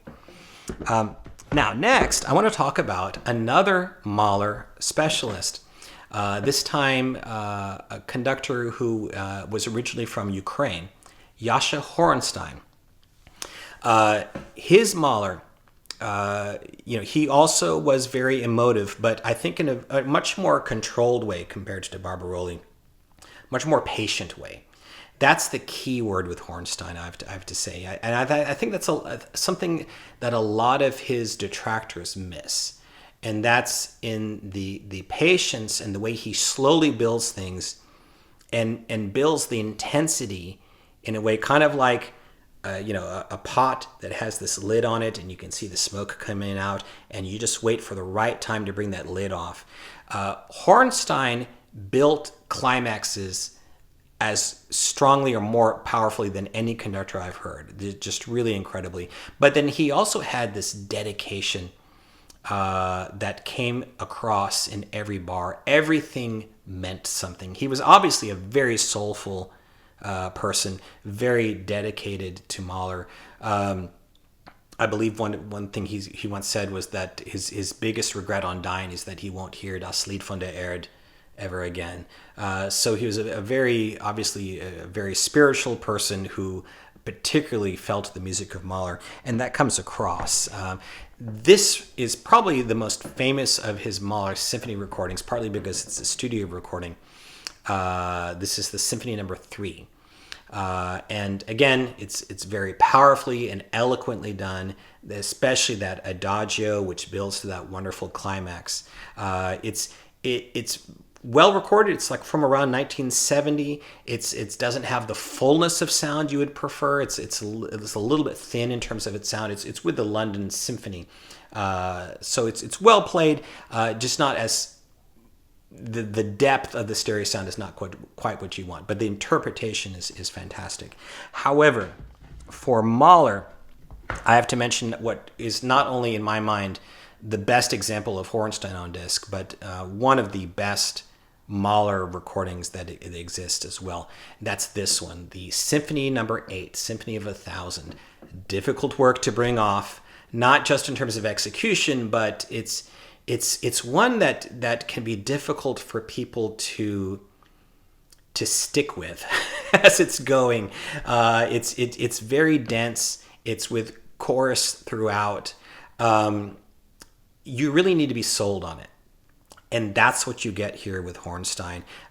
This is a recording with the London Symphony and the BBC Symphony Chorus live from Royal Albert Hall in I think it was the late 50s, somewhere like 1958 or so.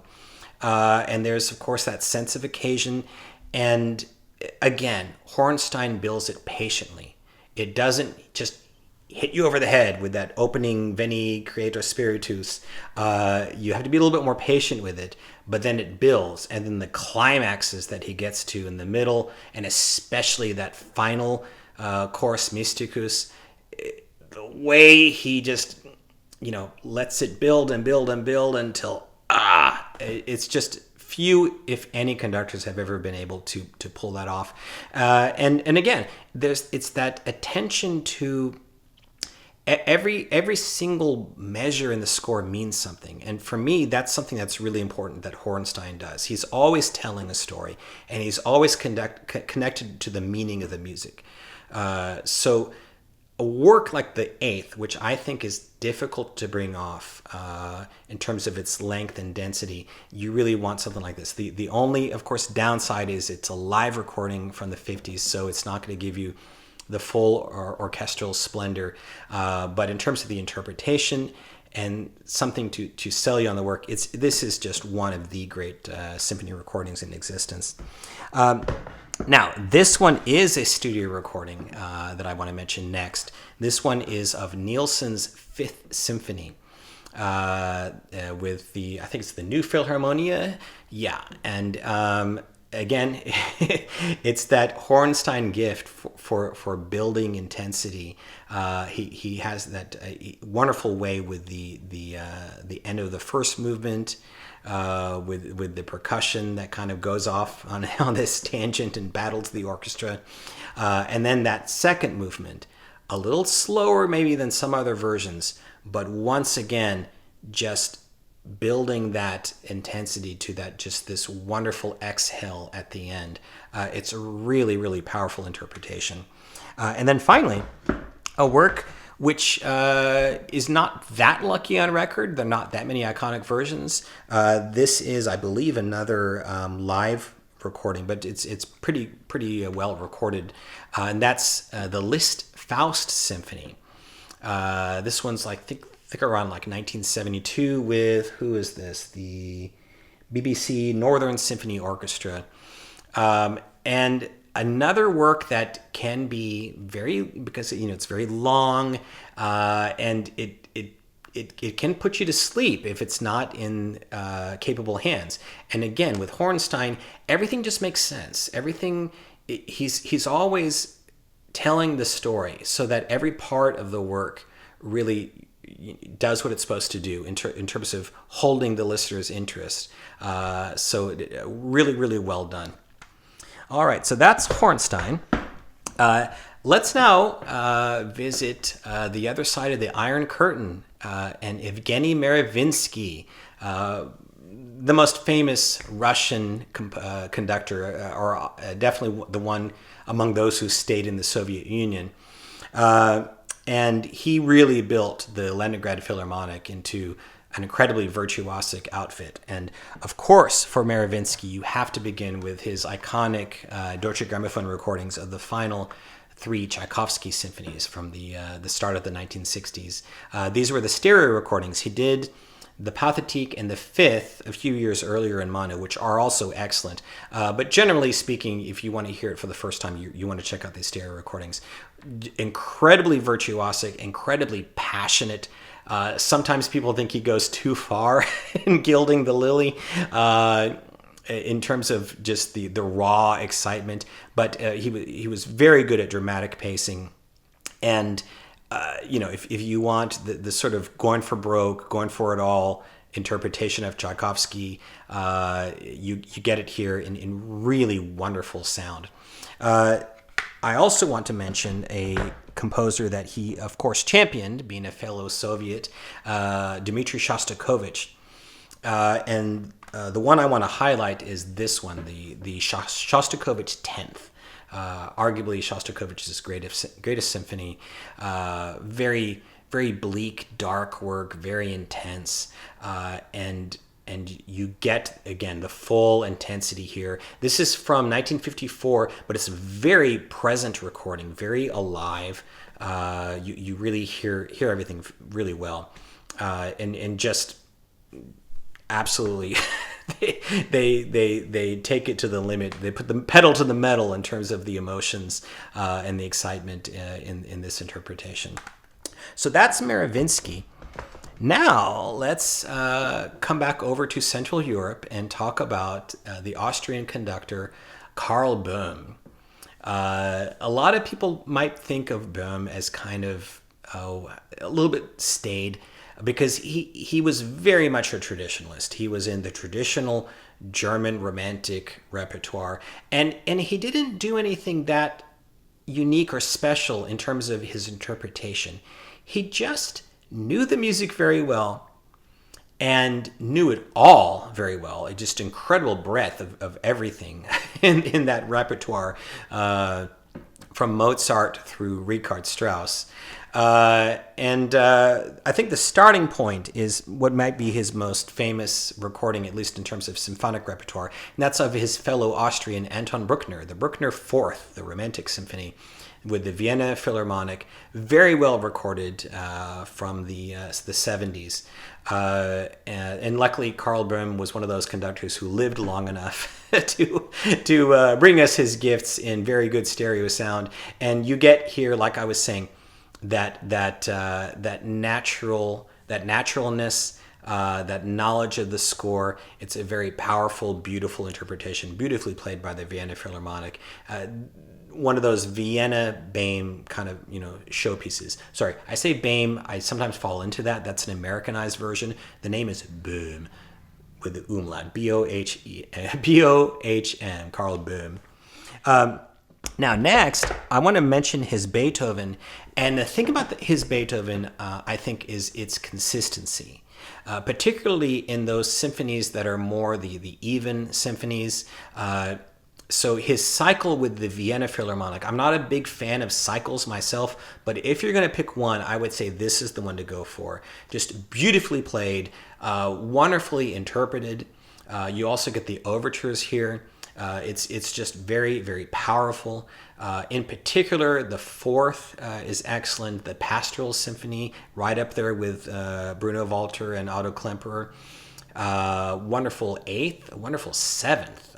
It's not a track meet. Böhm was a little conservative when it came to tempos. He was not big on the breakneck speed. But the beauty and naturalness, it gives you a different side of the Seventh Symphony that really works well. That allegretto sounds fantastic. The Ninth is wonderfully powerful, beautifully sung. As I've said in my other video on the Ninth, it's a little slow in the march section in the final movement. I think that's the one kind of weird interpretive choice, but otherwise it's one of the great ninths on record. Really, the one minus of this cycle, I would say, is the Fifth Symphony. That's the one where, in that first movement, it's a little bit too held back, I think, where it doesn't have that driving excitement. He does actually have a recording from Deutsche Grammophon in mono sound with the Berlin Philharmonic, which is much better. Incidentally, also a very good eroica with the Berlin Philharmonic from, I think, right around 1960. This is still a very good eroica as well with the Vienna, however. So all in all, a very consistently excellent Beethoven cycle from one of the great Beethoven interpreters. So we're lucky to have that. We are also lucky to have his Mozart symphonies. He recorded, I think, pretty much all of them, but really, you want to start with, of course, the famous ones, the last six that are collected here together. And this is with the Berlin Philharmonic. He did do them with the Vienna as well, but these are the Berlin recordings. And to be honest, I can't say there's much to choose between them. But these are definitely the ones that are the best known. In particular, I would say the 39th Symphony is one that really goes well in his hands. The only one that I would kind of have a caveat about would be the 40th, the G minor, which is a little bit like the Beethoven Fifth. It's a little bit too kind of slow and lacking energy, I think, in that first movement. But otherwise, he was an immaculate Mozartian, and just it's just really beautifully played and beautifully interpreted. As is this recording, which is one of the most famous, if not the most famous overall that he's associated with, this one of Così fan tutte. Böhm was an excellent Mozart opera conductor. He did a lot of opera overall. Very good also with the Richard Strauss operas. But this is the one that really is sort of the most iconic. It's from the 50s, pretty good sounding stereo. You have that array of fantastic singers, Schwarzkopf, Ludwig, Walter Berry, and Böhm's understanding of the score and his sense for charm and nuance, that where everything just sounds right, where it just sounds like the voices are just floating above the orchestra, so to speak, and it just beautifully phrased, really the reference version for this opera. Okay, so that's Böhm. Now let's talk about his contemporary German conductor, Eugen Jochum. Jochum was very much the gentleman. He was a very humane, spiritual conductor. Was very good with choral works, which tend to emphasize more the spiritual side of things. I think, though, the first thing I want to recommend for Jochum is his Haydn London symphonies. I mentioned this as my first choice in my video on the symphonies. His eloquence really comes to the fore here. His just very beautiful way of phrasing, where everything just sounds natural, not forced, beautifully played by the London Symphony. A lot of people today will insist on period performances, but these are never heavy. They're very natural sounding. Nothing is overdone, and really a wonderful way to get to know the London symphonies. Now, probably the composer with which Jochum is most associated with is Bruckner. He did 2 complete cycles of Bruckner. The one symphony that I think especially shows that is a great way to sample Jochum's way with Bruckner is the 5th. The 5th is one where it's not quite as obvious as you approach it in terms of what makes a great 5th. I've always said that for that work, you really need a conductor who is not as flashy necessarily, but one who is patient and allows the music to do its thing. And that's what you get from Jochum. He has this recording from the 60s in the Ottoburen Abbey that was done with the Concertgebouw, which is maybe partly because of of where it was recorded. It's everything just sounds natural and right, and just beautifully judged. But then you also have this recording from the 80s.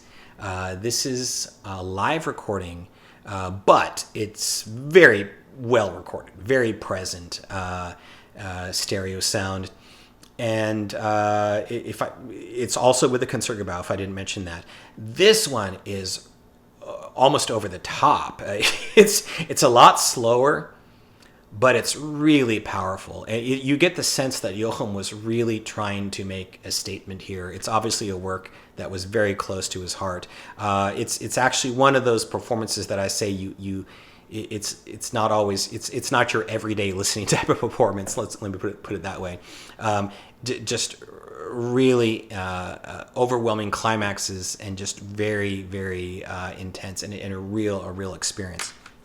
Now, before we leave Bruckner, I have to mention one of Jochum's most revered recordings in repertoire that we don't have a lot of on disc, and that is this. The recording of the 3 masses and his set of motets. You can also find these in separate originals. I think that you can get the masses by themselves and then the motets by themselves. These are just gorgeous. Very, like I said with Jochum, they've got that humanity, that spirituality about them, that sense of love for the work, and it's beautifully sung. The opening of, for example, the Mass Number 2. Very hushed, but the voices are still full. They're not like thin and small. They're kind of trembling. There's that devotional atmosphere.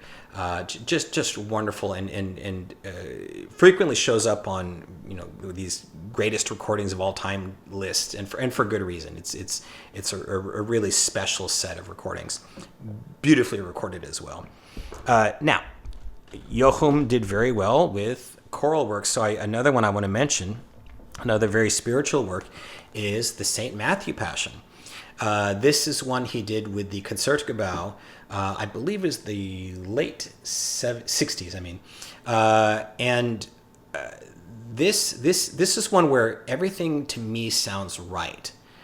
It just sounds very natural. It's not too slow or heavy, but it's still devotional at the same time. So it's not like the proverbial period instrument track meet, which I think sometimes doesn't give you the full impact of a work like this one. This is just, to me, a gorgeous interpretation and execution and recording and everything in a way that really makes you appreciate the work. And then finally, since we're talking about Jochum and choral works, we have to talk about one of his most famous recordings, and that's of course his Orff Carmina Burana, the reference for this work. You have Gundula Janowitz on soprano, and then Dietrich Fischer-Dieskau is singing the baritone solo. You have incredible singing, incredible playing from the who is it with the Bavarian? The Deutsche Opera Orchestra and Chorus of Berlin. Just fantastic. This is one of those, I hate to ever say you're one and only, but when you hear this, you almost wonder, like, why do I need another version after this? I'm partly kidding. There's always room for other interpretations and lots of great recordings, but this one is really about as definitive as it gets. Very brilliant, exciting, beautiful, and with obvious knowledge of and devotion to the score. Okay, so that's Jochum.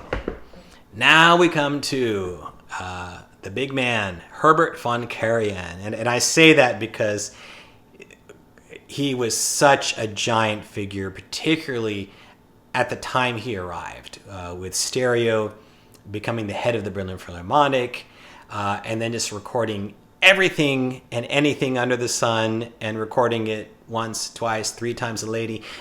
Just all the time.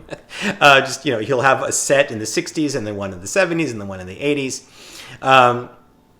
But Karajan, he wasn't just, this hollow figure that was propped up by the recording industry. He was a true artist who understood the repertoire, very dedicated, very, very meticulous to his craft, loved especially, the sheer sound quality, which some of his detractors, that's part of their issue, is they call it superficial, the marriage of sound, in terms of the emphasis on sound quality.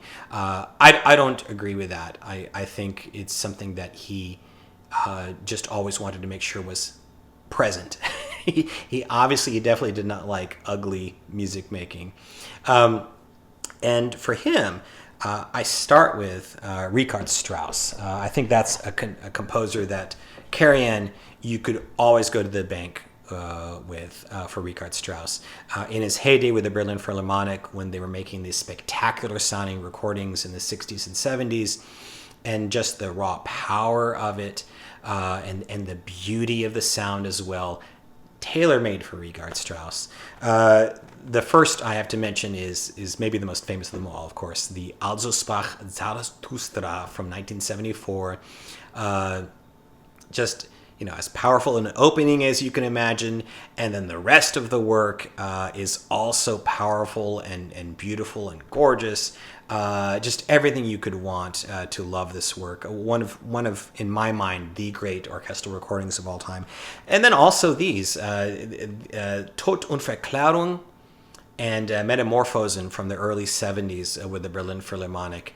Likewise, extremely powerful, especially the Tod und Verklärung. The way he builds the climax in the middle of the work is just so powerful. He was a really, really great interpreter. He really was. He knew how to pace things in a dramatic way in order to build them to those climaxes. And then for Richard Strauss, you have to also mention, if you're talking about iconic Karajan recordings, this opera recording from the 50s, Der Rosenkavalier, with Elizabeth Schwarzkopf and Christa Ludwig. Another one of those Walter Leg specials that he brought everything together, and you come up with this, recording for the ages. Karajan does his part in terms of bringing out all the color and the beauty of the score, and then the singers take the rest. So an iconic opera recording as well. Incidentally, he also did quite a bit of opera, both in the German repertoire, Italian, some French as well. Very good opera conductor, very good at phrasing and really making his singer shine. And with Karajan, you had to sound good if you're a soloist for Karajan, and he tended to get the best. Now, next to Richard Strauss, I would say the next composer that I most associate with Karajan is his fellow Austrian Bruckner. All of his Bruckner is pretty much top flight. I would say the Seventh Symphony is maybe the one I would start with, because it's one that Karajan's flair for the beautiful and the dramatic and the expressive really comes out. My favorite of his sevenths, and there's not that much to choose from, to be honest, is this one from the mid-70s with the Berlin Philharmonic on Deutsche Grammophon, which comes as part of a set. You can also get his EMI version recorded a few years earlier with the same group, the Berlin Phil. That one's just about as good. I'd say this one has the most visceral impact, is why I like it. Especially that wonderful scherzo. Bum, bum, bum, bum, bum, bum, bum, bum, bum, bum. This one really knocks your socks off in that movement. And then the gorgeous adagio, which he always did well. He did one in his last few years with Vienna, which is also revered, and I think probably if you were to take a poll, most people actually tend to prefer that one. I just like the greater intensity of these earlier ones personally, so that's why I recommend these. But you can't go wrong with any of Karajan's Bruckner sevenths. Now, I also wanted to mention his Brahms Requiem. This is a work that was really associated with Karajan. He conducted it and recorded it throughout his career. It obviously meant a lot to him. We have this version with the Vienna Philharmonic from the 80s, which is just really beautifully devotional, wonderfully conducted. This is a piece that I've sung many times myself. It's one that's close to my heart.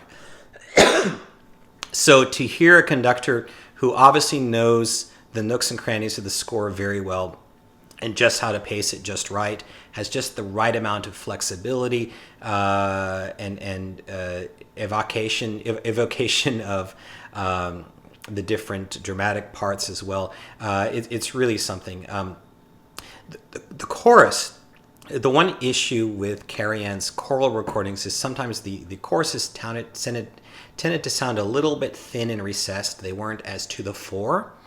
There are various theories as to why that is. One of them is that he didn't want his orchestra upstaged, perhaps. But in any case, it doesn't change the fact that this is still a very beautiful version of the Brahms Requiem that I wouldn't want to do without. As is this famous one from just after the war. This is also with the Vienna Philharmonic, recorded in, I believe it was like 1947. an early Walter Legg recording with Hans Hotter as the bass soloist, and Elizabeth Schwarzkopf, very young Schwarzkopf, singing the soprano, sounding very angelic in her version of the solo. And this one is, again, the Vienna Singverein. I think that's who's singing in this case. They sound a little thin as in this recording as well, but partly probably because of the circumstances of it was so soon after the war. People were still getting their bearings. In any case, this is a particularly devoted spiritual version of the Requiem. It's not perfect. The chorus sounds a little bit thin at times. It was rumored that Schwarzkopf actually kind of helped them along at some points. But in any case, it really is the devotion of it that comes across the most. And yes, this may be partly because of historical circumstances of, again, gathering back together after the war. But the Brahms Requiem, again, to me, it's one of my favorite works. It's one of the most evocative works in terms of spirituality expressed in a way that's very comforting above all. As well as powerful, like in those the third and sixth movements. This is just one of those special recordings of the Brahms Requiem.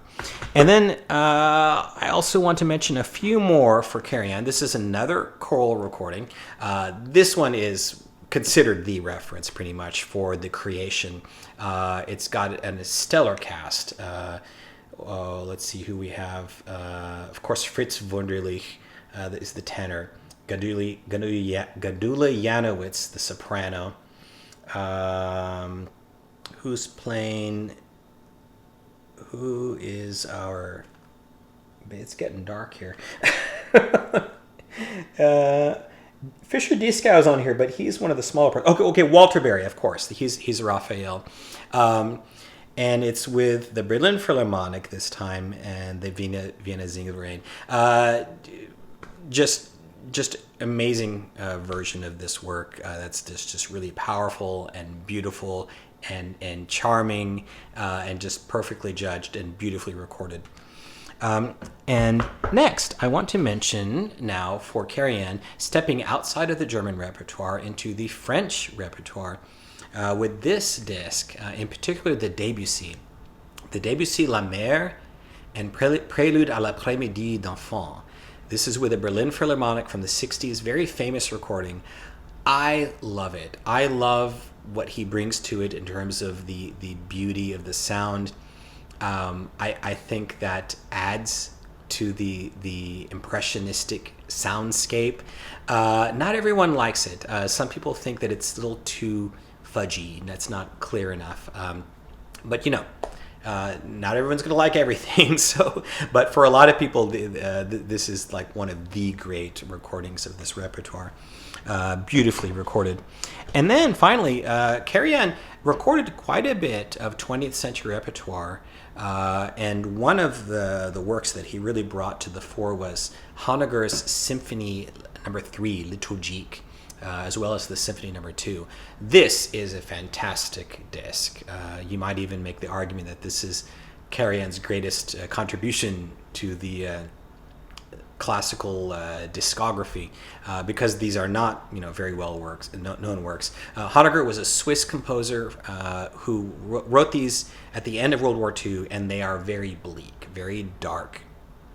And the sound of the orchestra and the sound quality really bring that out. The colors are just amazing, just beautifully judged, very dramatic recording. If you are hesitant to step outside of the mainstream, this might be a disc that you want to hear to convert you to a repertoire that is less known. So thank you, Herbie, for giving us this wonderful disc. Okay, that's Karajan.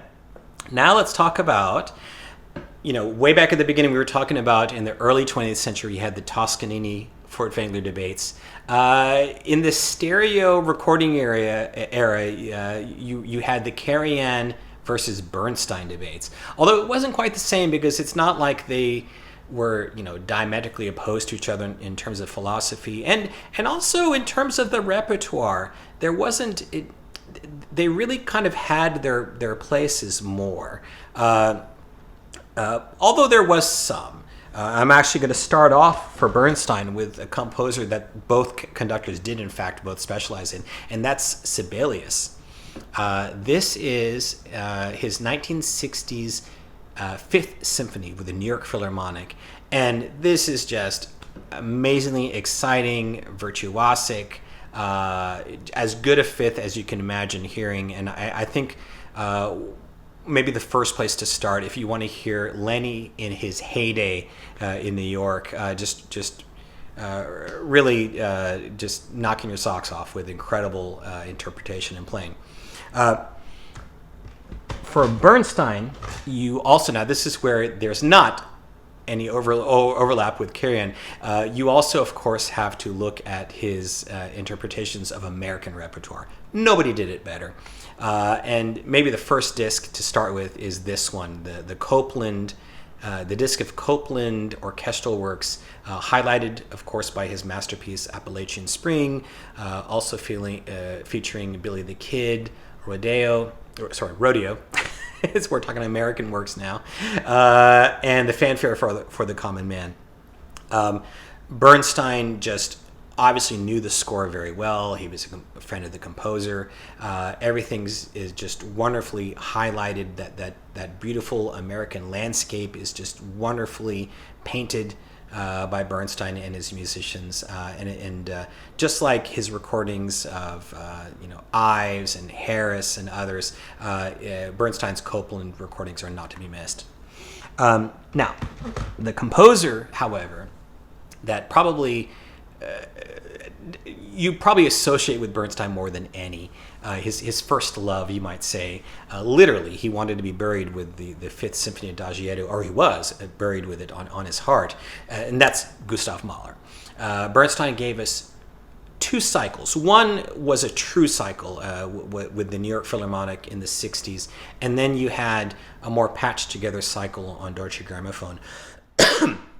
And for Bernstein, you really can't go wrong with his Mahler. He was Bernstein was a very emotive conductor, which lent itself to Mahler. Sometimes people would say that he went overboard in the Fifth Symphony, for example, you might say, or the First. But I think they're all worth hearing, and they're all proverbially shelf-worthy. But one that I would recommend to really get a sense of Bernstein's way with Mahler and really pushing things to the limits, particularly, is this one. The Sixth Symphony with the Vienna Philharmonic from the 80s. Wonderfully recorded, just real full, real detailed, and just a shattering, powerful experience. HS milks it, and like I was saying with the Barbirolli version, prepare to get your socks knocked off. It's just a real powerful experience and a wonderful way to sample Bernstein's Mahler. His first version with the New York Philharmonic from the 60s is also really powerful. It's sort of a debate between the two. I sort of tend towards this one, and if nothing else, you do have more of a present, powerful sound quality. Now, another composer that he was very associated with championing is Shostakovich. He had a lot of really good Shostakovich interpretations. I think one that really sticks out is this recording he made of the Seventh Symphony with the Chicago Symphony. This is another digital recording, so it sounds fantastic. All the emotions are milked. It's just no stone is left unturned. It's just incredibly powerful, virtuosic, beautiful sounding, a fairly shattering experience, really. So a wonderful way to hear Shostakovich and Bernstein conducting. Bernstein also was a lover of the classics, very good in Haydn and very good in Mozart. Bernstein had this great sense of rhythm. And he was a composer himself, so he understood the structure and the proportion as well. So I've recommended this before as my top recommendation for this coupling. His version of the last two Mozart symphonies, 40 and 41, with the Vienna Philharmonic is really top notch, especially 41.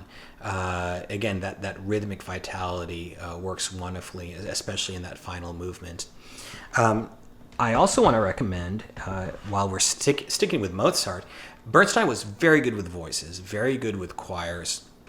And this is an excellent recording. Again, a digital recording from the 80s.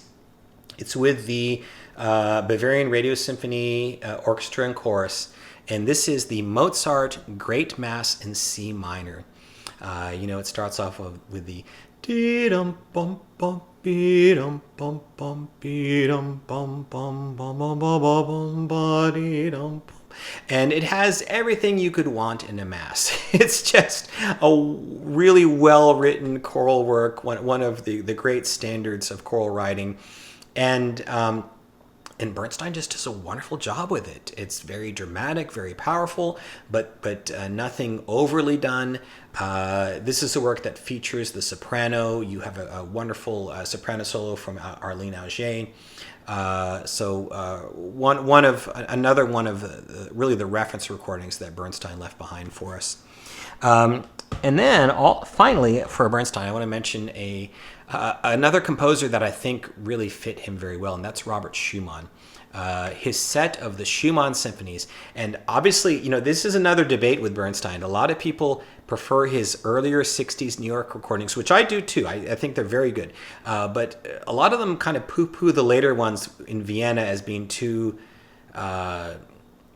too slow or too thick. I guess it depends on which repertoire you're looking at, but I don't even think that necessarily holds sway all the time. Certainly not with his Mozart recordings. But for Schumann, he does gild that lily, but it's a lily that deserves to be gilded because it's Schumann. It's very emotional music, and he brings this character to each symphony where especially with Schumann, who was such a poet as a composer, so evocative in what he wrote. You want someone to bring that out, and you get that with Bernstein.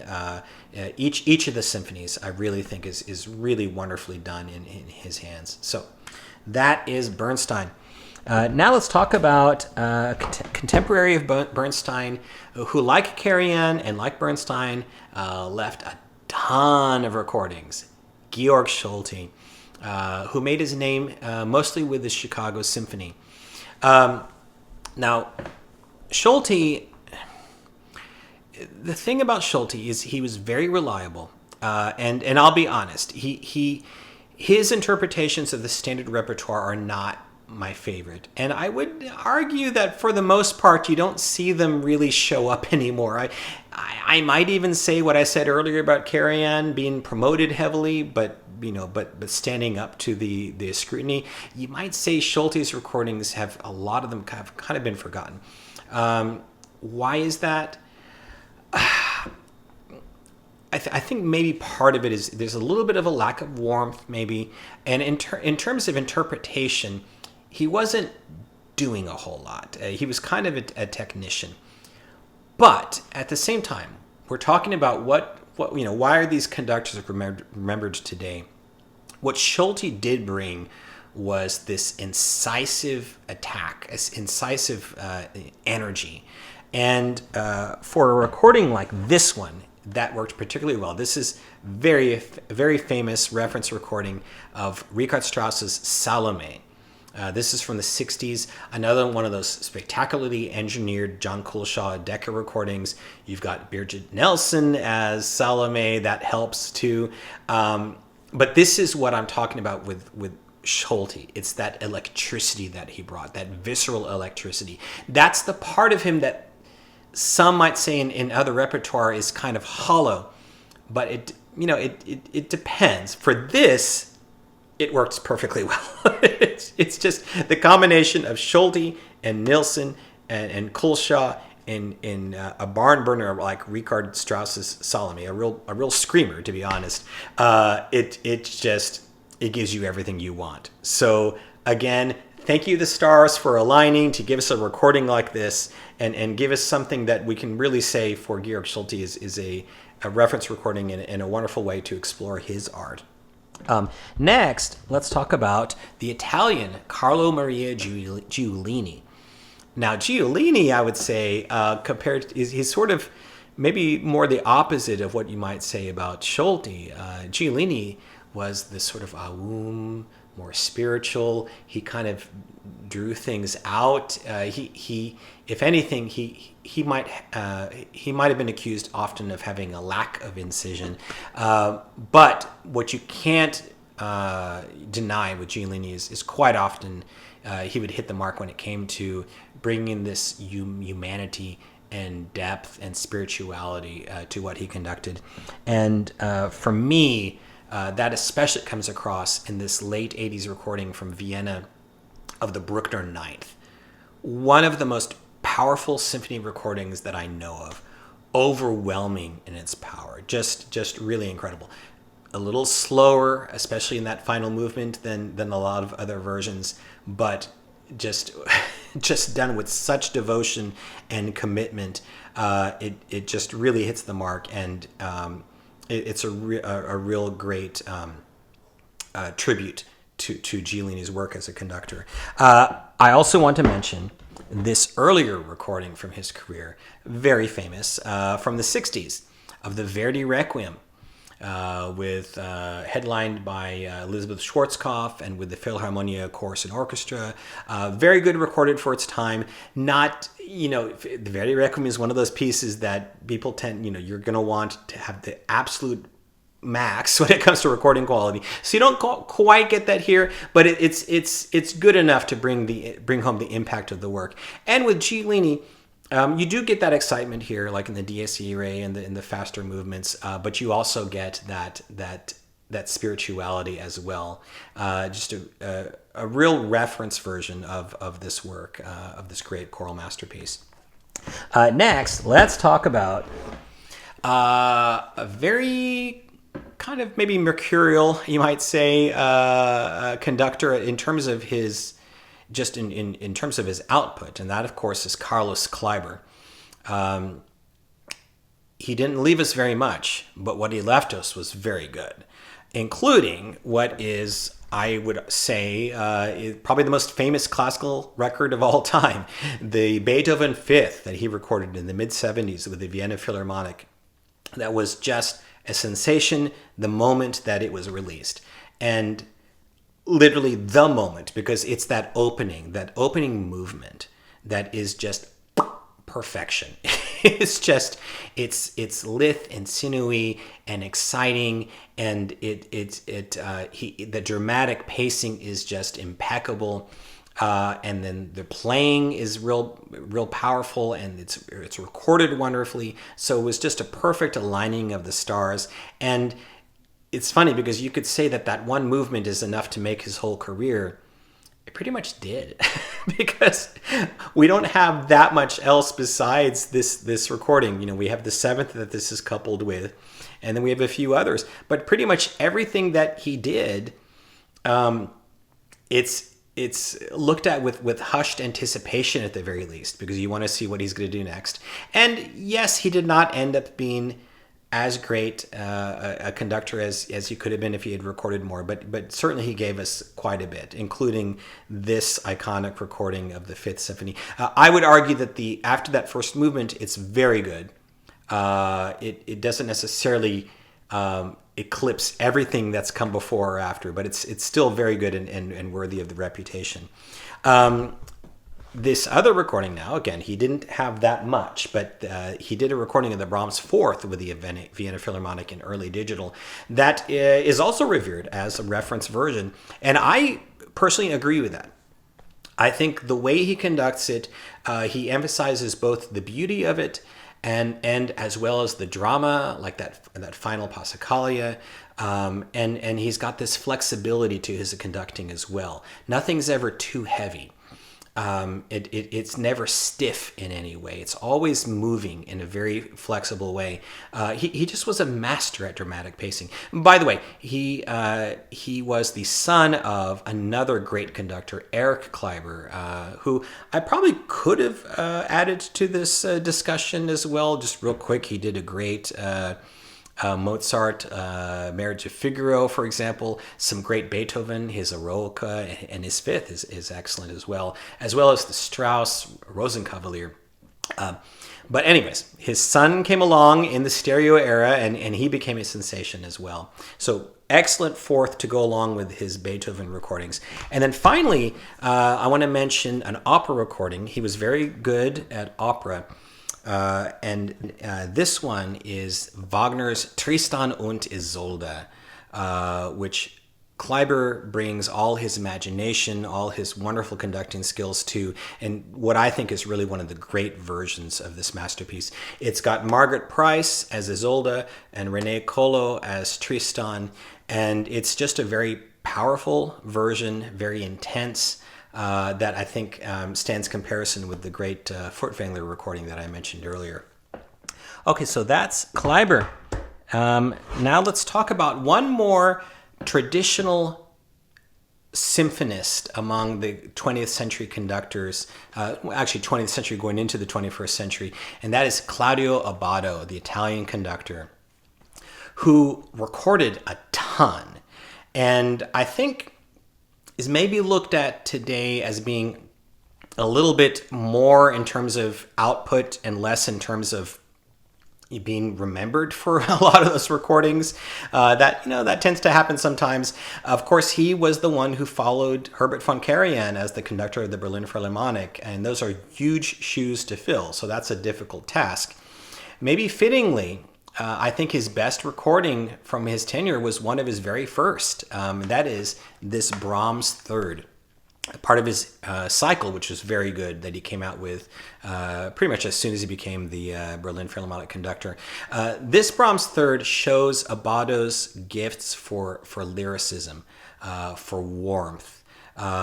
It's just a very natural sounding recording, really hits all the spots. Abbado was a very natural interpreter. He didn't tend to do anything too idiosyncratic. Maybe that's part of the reason why he's a little poo-pooed today is he wasn't really a maverick in terms of interpretation. It's just a really darn good Brahms Third. It's to me the best recording you can get, especially with the sound quality, the beauty of the playing. It's just really wonderfully done. Now, Abbado also cut his teeth as you would expect, being an Italian, from Milan, as an opera conductor. He was the director of the famed La Scala opera of Milan. And one of the great opera recordings of all time that came out of his period there was this one, Simon Boccanegra, the Verdi opera. Abbado just really brings out all the color and the power and the drama of the music. It's wonderfully recorded, very present, beautifully sung. Piero Capuccilli is Simon Boccanegra. Then you also have Mirella Freni, Jose Carreras, Nikolai Jarov, Jose Van Dam. Incredible array of singers. And then Claudio Abbado on the podium, who is just an immaculate conductor, especially of Italian opera repertoire. So that's a great testament to his recording career as well. Okay, lastly, I want to cover a few Baroque specialists, and these are all Englishmen, starting with Sir Neville Marriner, who came of age really before we really hit the Baroque, the historically informed period with the period instruments. He was on the modern instruments, but a little bit scaled down, so he brought more of that warmth to it. First recording I would recommend from Marriner is his iconic Vivaldi Four Seasons from 1969. This to me still sets the standard, even though compared to the Baroque specialists today, it's maybe a little bit on the slower side, but still very virtuosic and well played, and just an iconic version. It's the marriage of not just the playing but also the recording. It just sounds heavenly in its warmth and beauty. Just a beautiful version. Now, Marriner also was very good with vocal music, and I want to highlight this also, his Messiah, the Handel Messiah from the mid-70s, also with his group, same group as the Vivaldi Four Seasons, the Academy of St. Martin in the Fields. And this is just a lovely version. Again, modern instruments, but just very tastefully done, beautifully sung, wonderful soloists. And then finally, another choral recording, this time from the early 90s. Mozart was a composer that Marriner was associated with, if nothing else, because he provided the soundtrack music for the movie Amadeus. This Requiem that he recorded in the early 90s is to me, the best judged in terms of all the Mozart Requiem recordings I've heard. Just perfectly judged tempos, very powerful, very dramatic, very beautiful. A wonderful way to get to know this iconic masterwork. Now next, another Englishman, but this time we're going into the period instrument revolution. And that pioneer of all pioneers, Trevor Pinnock, and his group, the English Concert. He did a ton of recordings for Deutsche Grammophon Archiv. And the first one I would recommend if you're wanting to sample it, and Baroque music in general really, is this one, the Corelli Concerti Grossi. Just your quintessential Baroque, just beautiful works. It's very tasteful, very beautiful. And the thing about Pinnock is, so you have the Baroque instruments, but unlike some groups, they don't sound stringy or thin. There's a fullness to them. There's a beauty to the sound, and very good sound quality as well. So that's highly recommended. I also recommend his very famous Bach Brandenburg Concerto set, which also comes with the overtures, or you can get the Brandenburg Concerto separately. Either way, again, you have this. You have the you have the clarity that you get with the Baroque instruments, but it's not sacrificing beauty of sound. There's still this fullness, and very tastefully interpreted as well. Just really reference versions of the Brandenburg concertos. And then finally, he also was very good with vocal music, and Pinnock's Messiah is one that I also highly recommend. My favorite among the period instrument versions. Just really beautiful. Just from first to last, that's the thing that you most notice with this recording, is just you sit back in awe of the beauty of the sound and the writing and the interpretation, just gorgeously sung and beautifully recorded. And then finally, our last conductor, another English period specialist, John Eliot Gardiner, the giant. He is to period instrument recordings what Karajan was to orchestral music in general. Just recorded everything. And the first recording that I want to mention for Gardiner is one that I think is a classic of all classics, one of the greatest recordings that I know. His Monteverdi Vespers of 1610, done in the 80s at the St. Mark's Cathedral in Venice, with his eponymous Monteverdi choir and English Baroque soloists. Just amazing.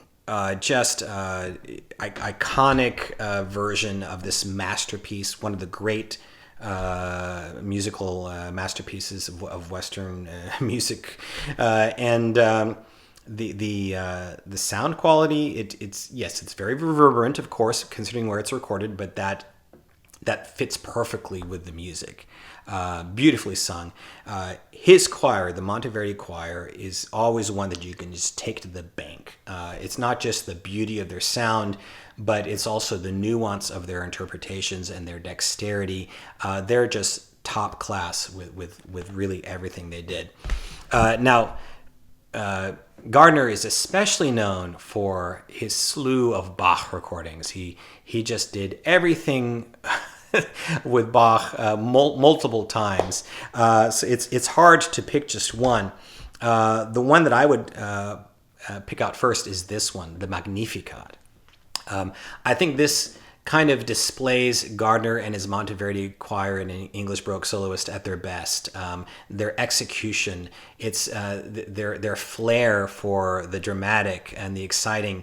It's a work that really calls for that. And so they really do full justice to it. beautifully recorded, as pretty much everything Gardiner touched was. So you can't go wrong with this either. And then finally, Gardiner is one who ventured out into non-Baroque repertoire as well. Sometimes successful, sometimes not necessarily quite as successful. But one that he really hit out of the park is this one, the Brahms Requiem. This is with, again, the Monteverdi Choir, and this time his Orchestre Révolutionnaire et Romantique. The soloists are Rodney Gilfrey, baritone, and Charlotte Margiono, soprano. It's really a revolutionary version of this work. It's a little faster, but not too fast. Sometimes Gardiner, for my taste, like for example, his Mozart Requiem is one of these examples where I think some of his slow movements tended to go a little bit too quick and avoid. He kind of eschewed, devotion, I think, to too much of an extent, I think, where it kind of robbed the music of its profundity. That's not the case here. In this case, in some ways, the writing comes across as never before. It's just a really beautiful, dramatic version of the Brahms Requiem that really, really sells you on the work, and wonderfully recorded in digital sound. Okay, so I hope you enjoyed that journey through the discography of the various great conductors. And I want to wish you all a great day and happy listening.